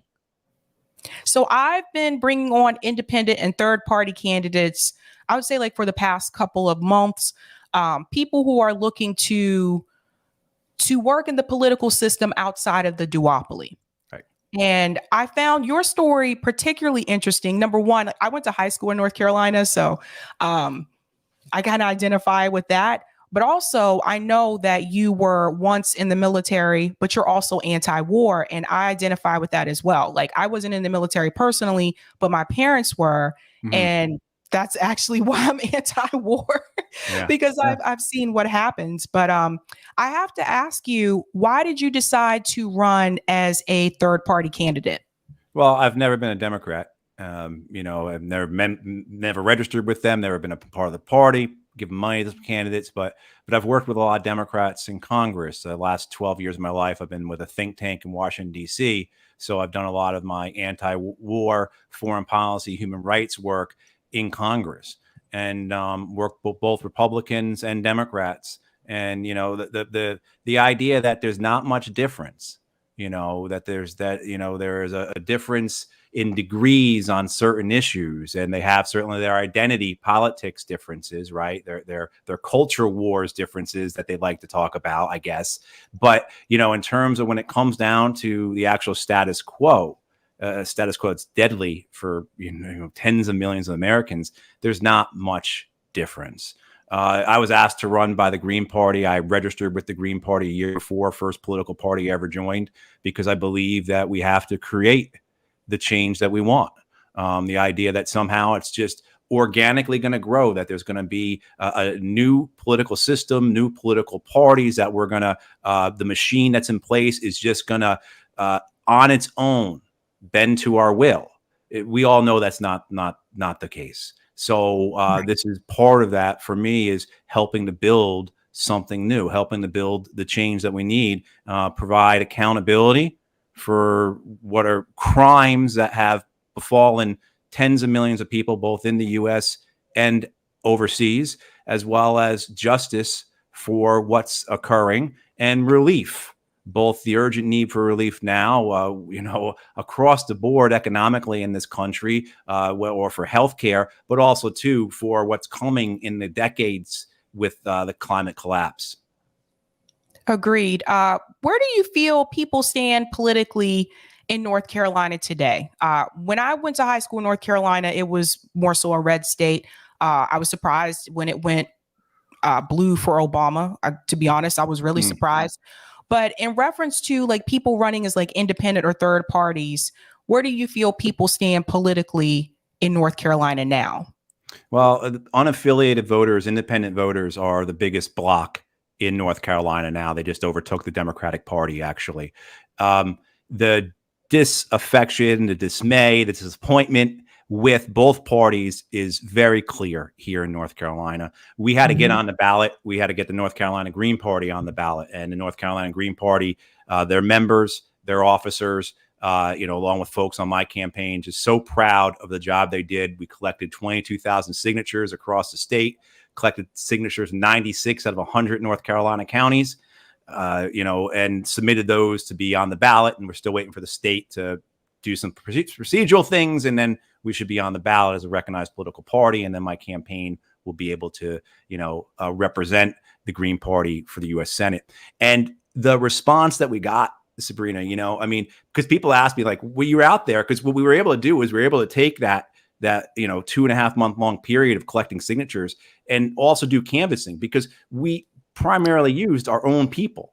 So the folks out there getting the signatures for us were the Green Party members. They were socialists, leftists, independents. So we weren't using petitioning firms. Petitioning firms accounted for about 5% of the 22,000 signatures we collected. So our folks were the ones out there. And so the feedback we got, you know, of course, a lot of things on housing costs, rental costs, price of gas, you know, those conversations would come up. War on drugs was a very big issue. But primarily over and over again, what we heard was the need for change. It has just so happened that in the last 2 weeks of our petitioning effort, it overlapped with the 2 weeks of early primary voting here in North Carolina. So literally, people would be taking part in partisan primaries. They would come out literally 2 or 3 minutes after they filled out a Democrat or Republican primary ballot. And we would meet them in the parking lot of the polling place, and they would sign our petition to get the Green Party on the ballot. Literally 2 or 3 minutes before they had been casting ballots for a Democrat or Republican. When I was out there a number of times at primary locations, and I would say, and if we get on the ballot, I'm going to run for U.S. Senate. I talked to those folks. And again, 2 or 3 minutes before, they had just checked off a name for a Republican or a Democrat for U.S. Senate. And now they're saying to me, I'm going to vote for you in November. That was what we saw over and over again, this desire for something different, the realization that the status quo is deadly, that only thing that's going to change it is us changing it. And by no means do I just, you know, say it's all about electoralism. I believe that a political party is just one part of a larger movement. It's just one arm of a larger body. You know, the political party needs to be an effort of a mass movement. And, you know, that's what we're looking here to build, you know, helping to build. Don't want to step on the toes of folks, minor parties who've done a lot before. But I think the moment is now. We're seeing across the country the urgency for that movement and to have a political aspect to it. I'm glad that you mentioned that more people are becoming independents, because this is something I think that we don't hear often on mainstream media, is that the majority of Americans want a third party. Right. They want, or an independent candidate. They want something different. And those are not the talking points that you would hear on CNN or MSNBC or Fox News. They really want to keep you in the duopoly. I'm curious in reference to healthcare in North Carolina. How do people feel about Medicare for all or universal healthcare or single payer being an option? Like everywhere else, there's majority public opinion support for a universal health care, single payer, Medicare for all, whatever the terminology you want to use. I will be the only candidate for U.S. Senate in the race that is offering that is advocating for that. It's saying that this is a need. You know, the Green Party believes that housing, healthcare, education, and jobs are human rights. The Democrats, there are 15 Democrats running for federal seats in North Carolina. Only one, 14 House seats and 1 Senate. Only one Democrat out of 15 running for federal office supports universal health care, Medicare for all, whatever you want to call it. 1 out of 15. There's a Democrat who just voted for the Don't Say Gay bill here in North Carolina, running for U.S. Congress. The Democrat who is also has voted to fund Planned Parenthood a number of times, who's also running for Congress. I mean, so the representation of the Democrats in terms of who they're running, it doesn't display who they say they are representing. And of course, the Republican and Libertarians are not advocating for any improvement in our healthcare system. We have a system here in North Carolina. Just give you an idea. We have 1,200 infant deaths a year in North Carolina. So that's 3 or 4 times a day. A mom and a dad leaves a hospital and their infant has just died. And from that, you can extrapolate everything else. The average health insurance premium per person in North Carolina is about $500.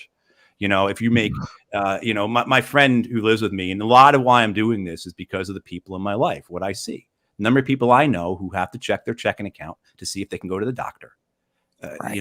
It's people I love, and they have to make dangerous choices based upon looking at what's in their checking account, whether they can afford to go to the doctor to get their prescriptions.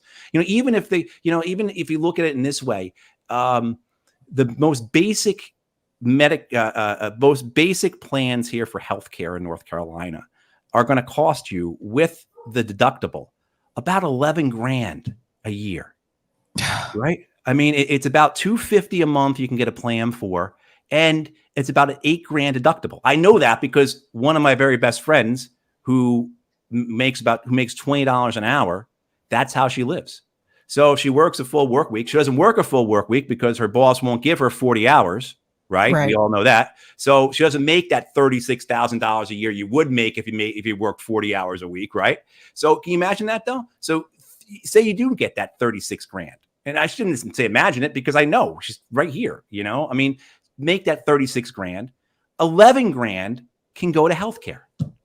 Right. How is that? I mean, right. And so it's just like, and that's just one example of how, you know, the majority of people who are working class and middle class are living their lives. We know this. We know that 45% of adults, working age adults in the United States, are underinsured or uninsured. 45% of us. Right. So, yeah, I mean, so the reality of that, people see that, and then they see that no one is offering anything other than, you know, these ideas that we're going to allow. What's the phrase they like, Sabrina? Access. We want access, right? You know, so, but it's terrible. We see it, you know, the need for change that people are telling us is because they are feeling it. And so we think we have a very good opportunity here in North Carolina to build something on that politically, also to put pressure on the system for it to change, because, you know, it's, you know, hey, I mean, we could say it over and over again. We can all do our best Frederick Douglass, you know, impersonations and say, you know, power concedes nothing without demand. But unless we actually do that, unless we actually force them to do it, you know, that quote's as good as, you know, access to healthcare is, right? Exactly. I used to do this thing on Facebook before I started my show. I used to complain about the healthcare system a lot on Facebook. And it got to the point where friends of mine from high school, like back in the day, they started sending me screenshots of their medical bills. Yeah. And that's when I really like woke up. And I'd worked for the healthcare system before, but this time it was different seeing those images because these were people I knew personally that were affected. And I was getting like screenshots of bills of people that had a significant other going through chemotherapy, had health insurance, and they still had $1,600 bills every time they got chemo. So it was really frustrating to me. And I should probably do that again at some point and really use that to put some kind of pressure. I think we could use that to put pressure on politicians. Like, look, this is what people are paying, even people that have insurance. The insurance companies aren't paying as much as they should unless you have like TRICARE, right? Like when my parents were in the military, TRICARE was great. For the most part, they paid for everything, right? Yeah. Why can't we have for everyone?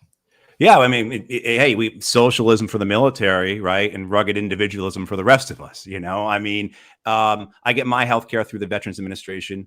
It certainly could be better resourced, the VA, and there's a danger that the VA will be privatized because it is the second biggest budget in the federal budget. You know, so it's a cash cow, but it is a system that works, that provides services. I don't have to think about how much money I have to go see the doctor. The doctors, the staff, the nurses, the administrators don't have to look at some type of ledger or talk to some accountant or some administrator to get approval to get me what I need. You know, I mean, that is the model for me, and I see it in my life, and then I see it how people I love are. You know, they're damaged by this. And this goes across the board, not just physical health, but, you know, you see it with dental health, you see it with mental health. I mean, the number of people I know who need to get in to see somebody who can't, you know, and this all ties together, right? This is all part of our larger economic Bill of Rights, which itself is a part of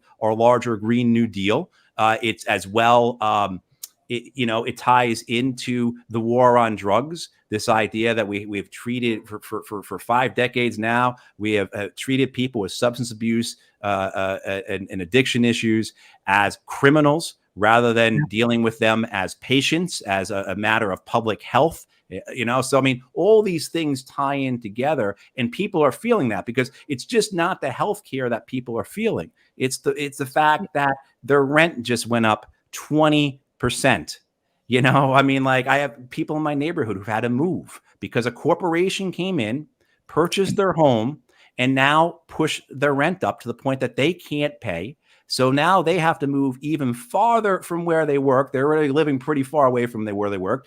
Means, and they're not getting a break or a cut, right? I mean, so now like everything gets worse. And the idea that people they understand that this is all deliberate policy. This phenomenon, and I'm not sure how it is up in Massachusetts. You're up in Massachusetts, right, Sabrina? Is that right? Yeah. How we have this phenomenon now, and we're seeing in other parts of the country where corporations are coming in and purchasing entry-level homes. The homes, right? And then they're turning around and renting them for, pushing the rental price up, and they're pushing housing prices across. And that phenomenon begins 12 years ago when the Obama administration decides not to help the 11 million families that lost their homes, but to bail out the banks, because those banks then take that bailout money, turn around and buy all those foreclosed homes. And that's the genesis of this corporate takeover of homes, not even housing, because housing needs to be homes first. I think that's the basis of our understanding of housing as a human right. So people are feeling this across, and this is why we're seeing this desire for something other than, the current, the two-party system, the duopoly. Absolutely. Yeah, we have a huge problem with it here in Massachusetts as well. There's been a lot of gentrification. People have been pushed further and further out. And I've said this, a couple years ago, and I'll continue to say it. Eventually, it's going to get to the point, if someone doesn't stop this or curb this, and our new mayor is no better, she's adding to gentrification in the city, and she ran as a progressive. So I think that if someone doesn't stop this issue, stop all of these investors like BlackRock buying up these properties and selling them, renting them out for more prices or for higher prices, eventually it's going to get to the point where Boston is only going to be a city for professionals, and all of the working class people are going to be pushed out. And there already have been working class people that have been pushed out. But over the last 10 years that I've been here, I've seen it get significantly worse. Why are they charging $3,000 a month for an apartment in the neighborhood of Dorchester, which 10 years ago, you would not see an apartment priced that high in Dorchester? So it's ridiculous how it's going on. And I want people to understand this is happening all across the United States. It is, and it's deliberate. This is the result of government policy. This is the result of 50 plus years. Like, I was born in 73, so as long as I've been alive, since the Nixon administration. I mean, you can go back and we can talk about Nixon pulling us off the gold standard in 71. I mean, all these things tie together. These are all financialization policies that have just, the whole purpose is to squeeze every dollar and cent to the top. And they've done that by, changing tax codes, regulations, crushing unions, the idea of making sure that workers' wages go down, which they have. 45 years of declining workers' wages. We're seeing it. And now it's even worse because we've got 8% inflation, and, that type of decline in wages. Well, what are workers going to do? Well, they will take our credit. So more money goes to the top. And now we've got the most, folks in the U.S. are in greater debt than at any time in history. The inequality of all this has been deliberate. And people get that. When you talk to people about it, they get it. And the thing is, we have to give them an option because they see that it's been both the Democrats and the Republicans. Would there have been any difference in John McCain or Mitt Romney's, finance, their interactions with Wall Street, their budgets, what they would have done for American workers and their families? Then Barack, absolutely not. No, so this understanding is there and people see it. Like, I lived in Boston for a while. I used to live in Oak Square, and not too long ago, I looked up how much like it was to, no, are you kidding me? Oak Square costs that much? It is. And people can say that, like you said, across the entire nation, people are saying that and feeling that. And the where does it go? And the urgency of it now is somehow diminished by what is coming. I mean, the climate collapse that is coming will, if we do not put a societal infrastructure in place that will allow us to get through that collapse. Because just to give people an example, what is going to happen 30 years from now when 25, 30 towns on North Carolina's coast become uninhabitable? Where are those tens and tens of thousands of people going to go? What's going to happen to jobs? What's going to happen? I mean, on and on and on. How are people going to be have the resources they need to survive. You think that the what we're seeing now, it's finally being spoken about in greater detail, the effect that the climate change has had on our food prices, on our food supply.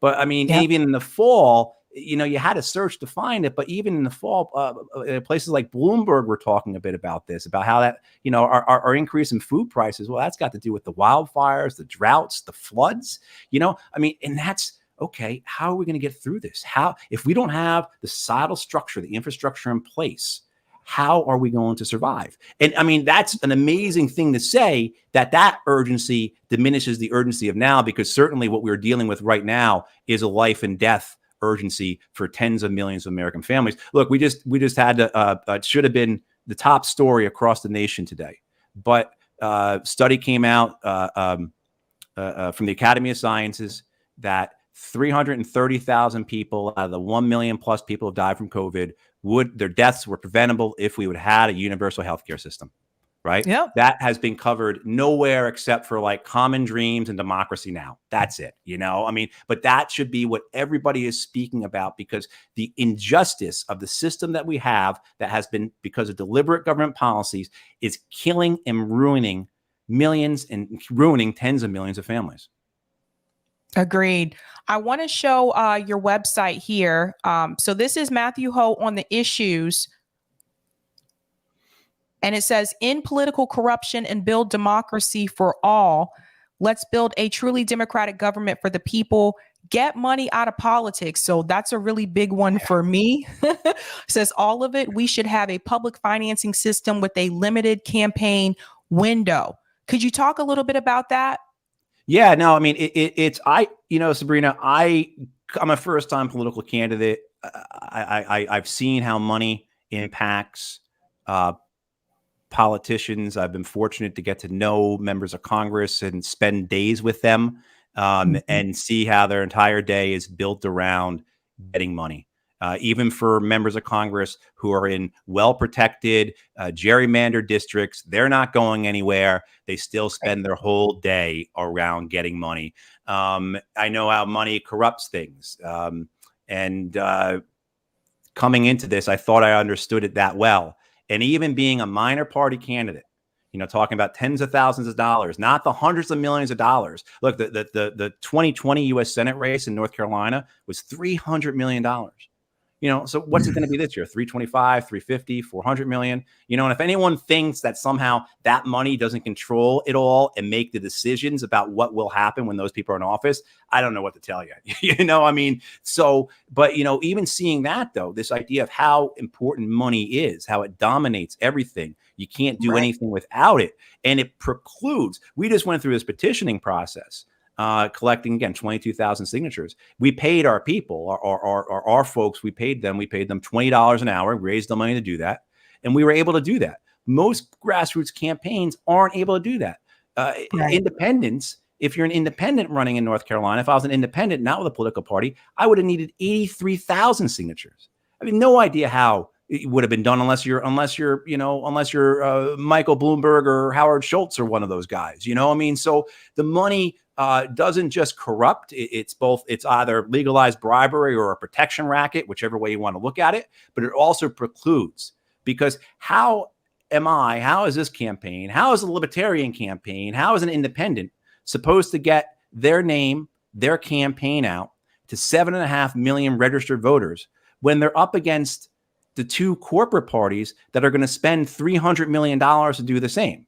So it precludes as well as corrupts. And, you know, and it's awful, you know, because I got to ask people for money. So whenever I do it, you know, there's that twist in your stomach, that turn in your stomach of like, you know, can you help me? Can you give me money so I can get money out of politics? You know, like that type of thing. But it is, I thought I understood it, but now 4, 5, 6 months into this thing, I understand it a lot better. Yeah. Not in a good way. I know, right? Yeah. In gerrymandering, implement ranked choice voting. So implement ranked choice voting. This was a big one. So this was actually a ballot initiative that we had here in Massachusetts. Unfortunately, it didn't pass because most people I talked to didn't understand the question. I felt like that was intentional, like to be honest.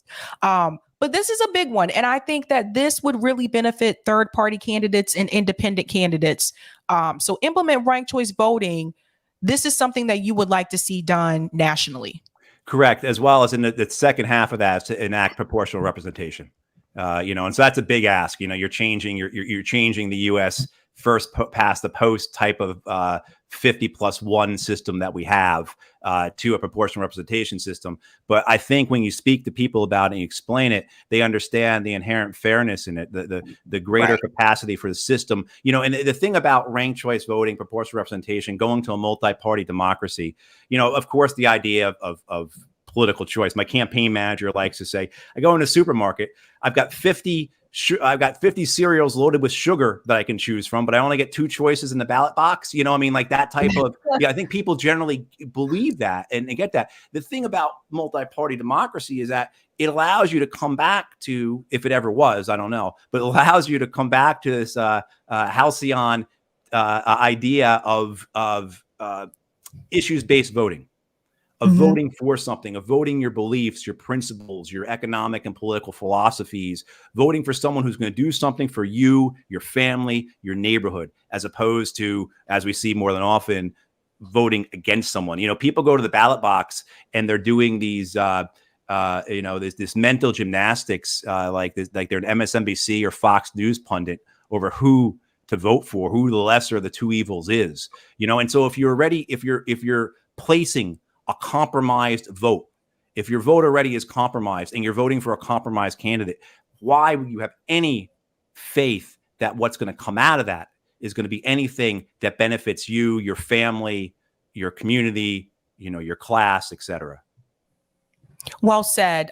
In the filibuster, that's a big one. Abolish the Electoral College and elect the president by popular vote. Let's talk about this. I can't believe this is still a thing, right? The only 2 Republicans, George W. Bush, who should be in the dock at The Hague for war crimes, and Donald Trump, who should be in jail for a whole host of crimes. They're elected because of the Electoral College.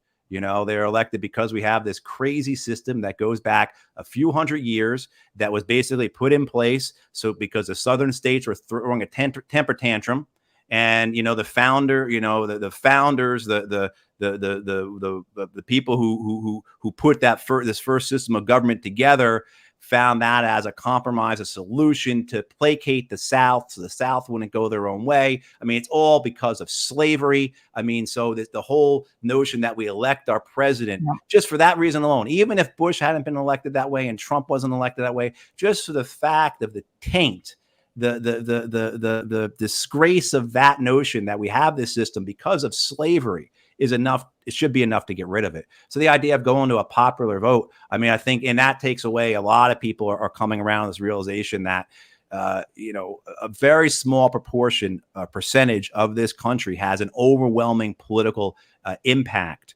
You hear that if California had the same amount of senators as Wyoming did, they would have, 400 senators or something like that. So I think people are realizing that. And I don't think that, and if we had a time machine and went back and we asked these guys who wrote the Constitution and built this government, what would they think about changing things? Pretty certain they'd be on board with it, because as soon as they wrote the Constitution, they passed 10 amendments to it. Jefferson, used to say that, Jefferson had this thing that of generational change of that every generation, the laws should all be scrapped and everything should be started over again. That was one of the ideas that Jefferson had. So they certainly did not believe that our Constitution was some type of religiously sacrosanct document that was infallible, the way that we have way too many people in this country talk about it now. Awesome. Term limits for Congress, I 100% agree. I see people like Dianne Feinstein announcing that she's running again. I'm like, are you kidding me? Yeah. Provide for fair ballot access and regulations, full ex-felon voting re-enfranchisement. Right. It's unjust. It's morally wrong. It's unfair. that people who have, first of all, we need major reform in our criminal justice system. Anyway, we spend a lot of time talking about the war on drugs, but just in general, our prison system, our police state that we have. I think anyone who's confronted with the fact that we have 20 to 25% of the world's prisoners and less than 5% of the world's population, I think anyone confronted with that has to acknowledge that we have a police state, an incarceration state that needs to be addressed. It's been this way. I mean, this country was founded on genocide and enslavement. So big shock that the continuation of that is a prison state, an incarceration state. With in terms of though getting this part about refranchising people who have done their time, who have served their time, and there is a very real racial element to that. Because our system, our police system, our law enforcement, our criminal justice system, whatever you want to call it, because it oppresses, because it preys on the Black community, the brown community, it has a disproportionate effect of having Black and brown folks in this country who do not have the ability to vote. It's very purposeful. Again, I come back to using the word deliberate. There's nothing accidental in any of this. And so it just the idea of not just it's the fair and just thing for someone to do, for someone to be able to vote who've fulfilled their obligation as their punishment, whatever you want to call it. It also too it's a means of voter suppression, and it's a very effective one. Well said. I also believe too that after someone has done their time, they've done their time. I don't feel like they should continue to be punished, and they shouldn't be able to vote for something like after they've already done their time. Right. And particularly too, I mean, so many, we've seen, say, the war on drugs, just we had something like in this country, 560,000 marijuana arrests last year. Right. I mean, like, so people who are still living their lives because of some type of nonviolent drug charge. I see that. I see that. I see that in my neighborhood. Probation officer coming up to neighbor's house. That charge was a long time ago, before his kids were born, and they've got to see their dad talking to this guy with a gun and handcuffs and everything else. And that type of intergenerational trauma on all levels ruins communities. And again, purposeful, deliberate. The war on drugs is a very deliberate extension of Jim Crow, a deliberate extension, which was itself was of the incarceration of the second half of the 19th century. That itself was the result, the continuation of slavery. All this stuff is deliberate, and we have to stop it. Right. This one is great too. Strict financial controls for members of Congress and their staff, including no Wall Street transactions and disinvestment from any stocks, funds, or industries related to the oversight and appropriation committees on which members of Congress serves, i.e. Nancy Pelosi. Yeah. Yeah. I mean, just the amount of corruption that is endemic to the system, the idea that somehow you can own the shares, the property of a corporation that you have control over through the fact that you write laws, regulation, the tax code. I mean, the power of the Congress to either hinder or make plentiful our corporations is inherent to it. I mean, and so this idea that somehow these people can be involved in this, let alone, I mean, we have here the open seat for the U.S. Senate, so the seat I'm running for, Richard Burr, who is leaving the U.S. Senate after being in Congress for about 30 years for the Republican Party. I mean, he most people know him now because at the beginning of the pandemic, he and his brother-in-law were trading stocks off of classified briefings that they were getting about the pandemic. You know, and no, he wasn't held responsible. There was no, he was he's going to be allowed to retire. Nothing's going to come of it. And there were other members too who took part in that. But just the commonality of this idea that somehow these people are, they're entitled to that success that comes from that power. That's another thing that we have to break. Statehood for DC. Can you please explain to people why this is important? Oh, you have hundreds of thousands of people who are disenfranchised. You have again, I don't think the founders had any idea it would be like this. Part of it is also racial too, because DC up until actually gentrification over the last 10, 15 years was a black city, a black town. Yep. I mean, like that's and so a lot of this over the decades has been race based. You know, politicians did not want several 100,000 more black voters. They just did not want that involved in the presidential process, having senators that represent them or a member of Congress. So yeah, no, it is just there's a lot of cynical political reasons for it. There's reasons that have to do with the racial history of this country. There's just political opportunism, why they don't want.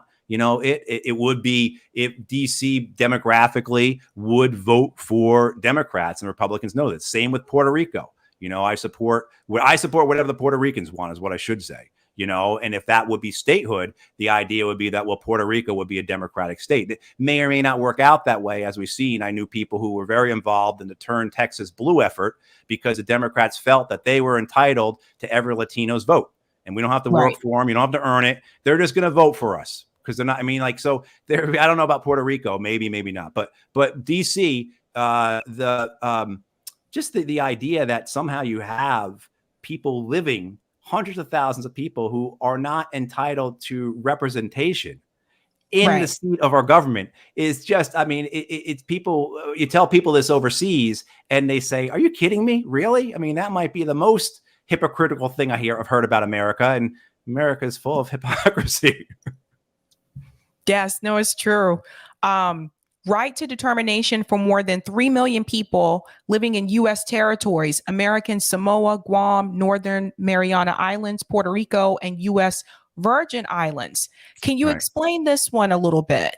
Yeah, I mean, it's very similar to statehood for DC, but it's different in the sense that these are all people, lands that were forcibly taken by American imperialism, American colonialism, American Marines landing and taking these places.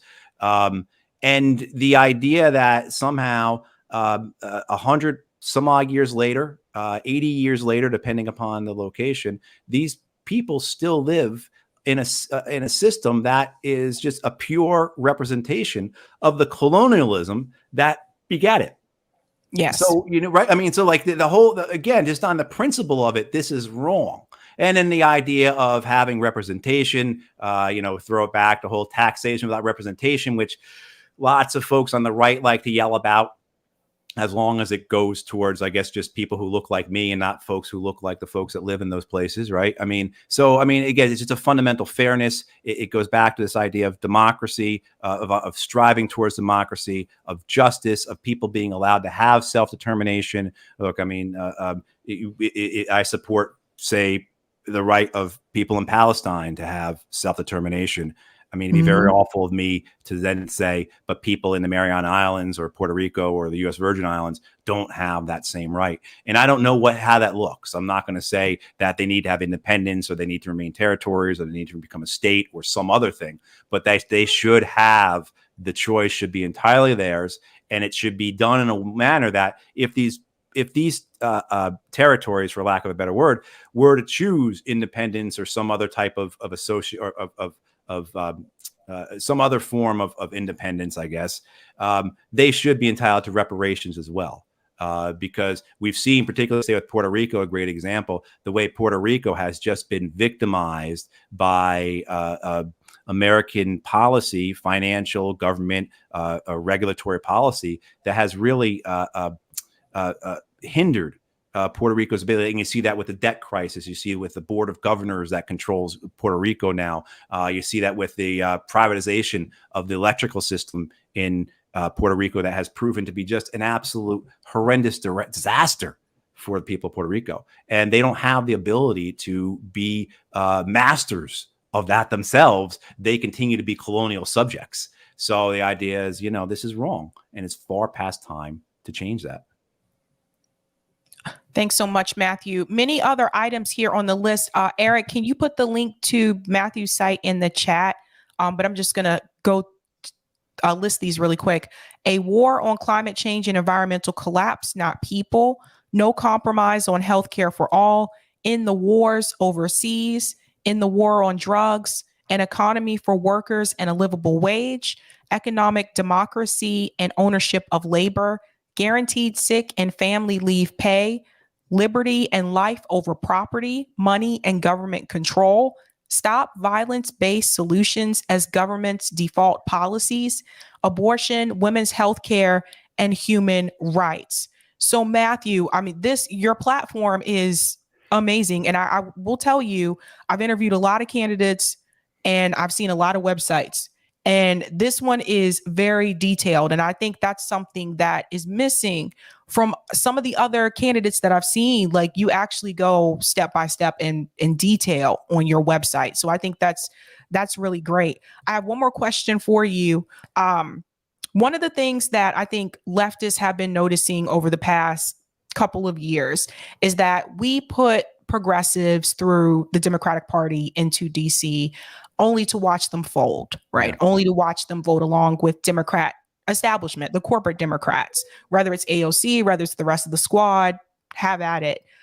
One of the things that I have pointed out is that someone like Bernie Sanders is an independent, but I have never seen Bernie Sanders use his independent status to leverage some type of support from the Democratic Party, because he usually caucuses with the Dems. If you were to win and go into DC as a Green Party member, would you be willing to leverage your vote? For example, if the corporate Democrats say, we want you to vote on this bill, would you be willing to say, well, I'm going to need you to support these items in order to get my support on your bill? Oh, absolutely. That's the whole point. We had a saying in the Marine Corps, no better friend, no worse enemy. And I go back a lot to what FDR said, because they hated FDR, Wall Street and everything. And he said, I welcome their hatred. And that's me. I welcome their hatred. I want to go up there and I'll be the worst thing that ever happened to those people. They're not getting their $15 billion aircraft carriers. They're not going to get it. They're not going to get it. If I'm sitting here today reading that a third of our people who've died from COVID died because we couldn't give them healthcare access, because we got to make sure that United and Cigna and all these other corporations are making record profits. If I see that less than 20% of the developed world has gotten vaccinated because we got to make sure Pfizer and Moderna get their profits. No, they're not getting their $15 billion aircraft carriers. They're not getting their fossil fuel subsidies for Exxon. There's going to be no hedge fund or bank bailouts. No, I will bring that place to a halt. It will look nothing at all similar to what's happened before. And I pledge that, because I'm not doing this for any other reason than for the accountability of what I've seen occur, to get some accountability of what we've seen occur, and for justice for the people in my life who are hurting because these people have chosen to do things for profit rather than from people. And that's what I can attest to. That's what I can swear to. And that's what I'll do. I mean, I've got going up there to make friends. I mean, look, I live on my veterans disability pay. I drive Uber. Like, I can have a nice life, and just go on. I've done enough with my life. I don't have to prove anything. But there is an anger in me that I need to act on. And I think a lot of people feel that way. We have to build this. So we have to build this, right? And the idea is put so much pressure on them. One, we build a movement, and out of that comes a political party. We see that with what's happening, say, with the folks at Amazon or Starbucks and labor across. I mean, we're organizing, keep doing this, and let's build a political movement out of that. Put such pressure, cause the Democrats, cause havoc and chaos. Make this idea that somehow I'm a spoiler. I don't like that. If you want to call me a disruptor, I'll take that all day long. I am happy to disrupt this system. That's what I want to do. That's what we have to do, right? And then the change can come out of that disruption. But it's the same way that labor gets what they need through striking, by disrupting the profits of the business. That's the only way we will ever get anything from this political system, is by disrupting the political system. So yes, if I'm in the U.S. Senate, they will hate me. and I will welcome that hatred because I don't care about them. I care about the people in my neighborhood, the community, my community, people I love who are suffering because of the decisions of those men and women. Awesome. Matthew, how can people support you? Sure. And, definitely need help in a variety of ways, donations especially, but volunteers, people talking about us, telling people about us. Please go to MatthewHoforSenate.org. Ho spelled H-O-H. And 4 is F-O-R. Please go there. You can donate. You can sign up to volunteer. But please, and also to support people here like Sabrina. This is, we're not getting on MSNBC. We're not getting on CNN. We're not. I mean, like the $300 million they spent last cycle, they'll spend $350, $400 million in North Carolina. That goes all into television ad buys. And we know what that type of propaganda is. That's all that is. So, yeah, you all have to support voices and journalists and commentators and people who are speaking courageously and truthfully like Sabrina does, because otherwise people like me don't ever have a shot of being heard. Thank you so much, Matthew. And thanks so much for coming on. And if you're in North Carolina, please support Matthew's race. And definitely, I tell you guys this all the time, you got to stop voting in the duopoly. So Matthew, thank you so much for coming on. Thank you, Sabrina. You have a good night. You too. Thank you. Bye. Bye. All right, guys, I'm going to do these super chats and we'll skadoodle. Definitely support Matthew, you guys. Those of you in North Carolina. Thank you so much for the super chat, Green November. Seems like maybe MAGA is not so bad. I don't know about that, Green November. Thank you for this, Troy, who's a Sabby member. Blumenthal picked on protected billionaires, errand boys. That's what he did wrong, but YouTube won't say that. There you go. Thank you for the super chat, Catherine. If Jimmy does run, can he still do his YouTube? That's a good question. I'm not sure. I'll have to look into that. Good question, though. Thank you so much for the super chat, Conscious Kitty Tarot. Yay, Jimmy Dore 2024. Love you both. Keep up the great work. Thank you so much for that. Thank you for the super chat, Catherine. Now that Jimmy said he was thinking about running, tomorrow all hell is going to break loose. All shit libs will be telling us he's a Putin puppet. You have a point there, Catherine. Thank you for the super chat, Kyle, or super sticker, Kyle. Thank you for this super chat, Michael. Progressives should regulate Wall Street and bust tech monopolies, Amazon, like FDR's New Deal. Libs kill civil liberties, suppress debate, support wars, support woke monopolies, and attempt to control media like Stalin. Oh, that is interesting. That's a good point. Thank you for the super chat, Justin B. Thanks for having Matt on the show, Sabby. So great to see Matt getting some great airtime. What an awesome voice he'd be in the Senate. We need a Matt Ho in every state. Agreed. Imagine if we had more Matts and more Shama Sawants. Thank you for the super chat, Ashura. Dr. Jr. is looking good there. Trump would approve. Or Don Jr. is looking good there. Trump would approve. Who's Don Jr.? Thank you for the super sticker, Juliet Leak. And thank you for the super chat, Justin B. I want to be the worst thing that happens to these people. Talking about assholes in the Senate, Matt Ho. Thumbs up. Thank you so much for that. Okay, Eric, I'll take those comments on Rockfin. Whoopsie. Thank you for the tips on Rockfin, Chuck Simon, Dore 24. Wishing Matthew Ho the best of luck in North Carolina. Thanks, Sabby. Please bring on Professor Marxist economist Michael Hudson to discuss this mess we're in. I think someone mentioned him to me before. He might be on my list. I'll reach out. Thank you so much for this tip, Snork Y2K. I was there in Iowa. Bernie was doing so much better before Rokan was put on the team. My guess was to feed info to non-Bernie teams and slow Bernie's changes. Political boat anchor. Ooh. Thank you for the tip, Roger Meadows. Sab, first say hi to Mommy Meadows. Glad to hear JD curbed his cursing for her ears. Sab, I'd like to formally invite you to the National Infrastructure Bank Coalition Zoom meeting about getting a national public bank. 8 p.m. Thursday. Ellen Brown, founder of the Public Banking Institute, looking to get public bank in every state. Will there be what? Oh, we will be there. Would love for you to hear Alficia Murtade as she breaks it down. A warm up before introducing to your audience. Send it in an email, Roger. Thanks so much for the tip, Diane.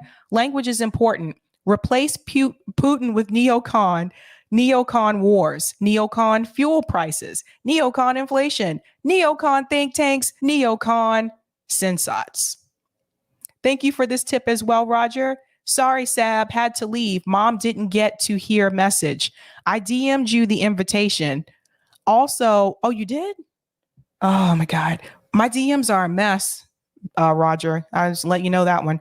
Also, I sent an update regarding Massachusetts ballot initiative on what happened to their version of Cali Prop 22. What's great about Rockfin is that it's not subject to this because it's a subscription service and don't depend on ads. Bad thing, it makes it hard to share vids if the receiver doesn't have Rockfin. Medea, shout out to a fellow Freeporter from Long Island. That's Medea Benjamin. And thank you for this tip as well. Matthew, Mommy Meadows is from Durham. Love your for public banks and worker co-ops. I saw in the Hill that as of now, 58% of the U.S. is independent. There you go. The majority of Americans consider themselves to be independent. I wonder why. All right, guys, thanks so much for hanging out with me tonight. I'll be back tomorrow night with more news. I saw some new faces in the chat. Welcome to Sabby Sabs podcast. And guys, those of you who have been here with me for a long time, you know how we do this. I'm about to head out. If you are new, make sure you like and subscribe. And everybody, have a good night. Keep up the fight.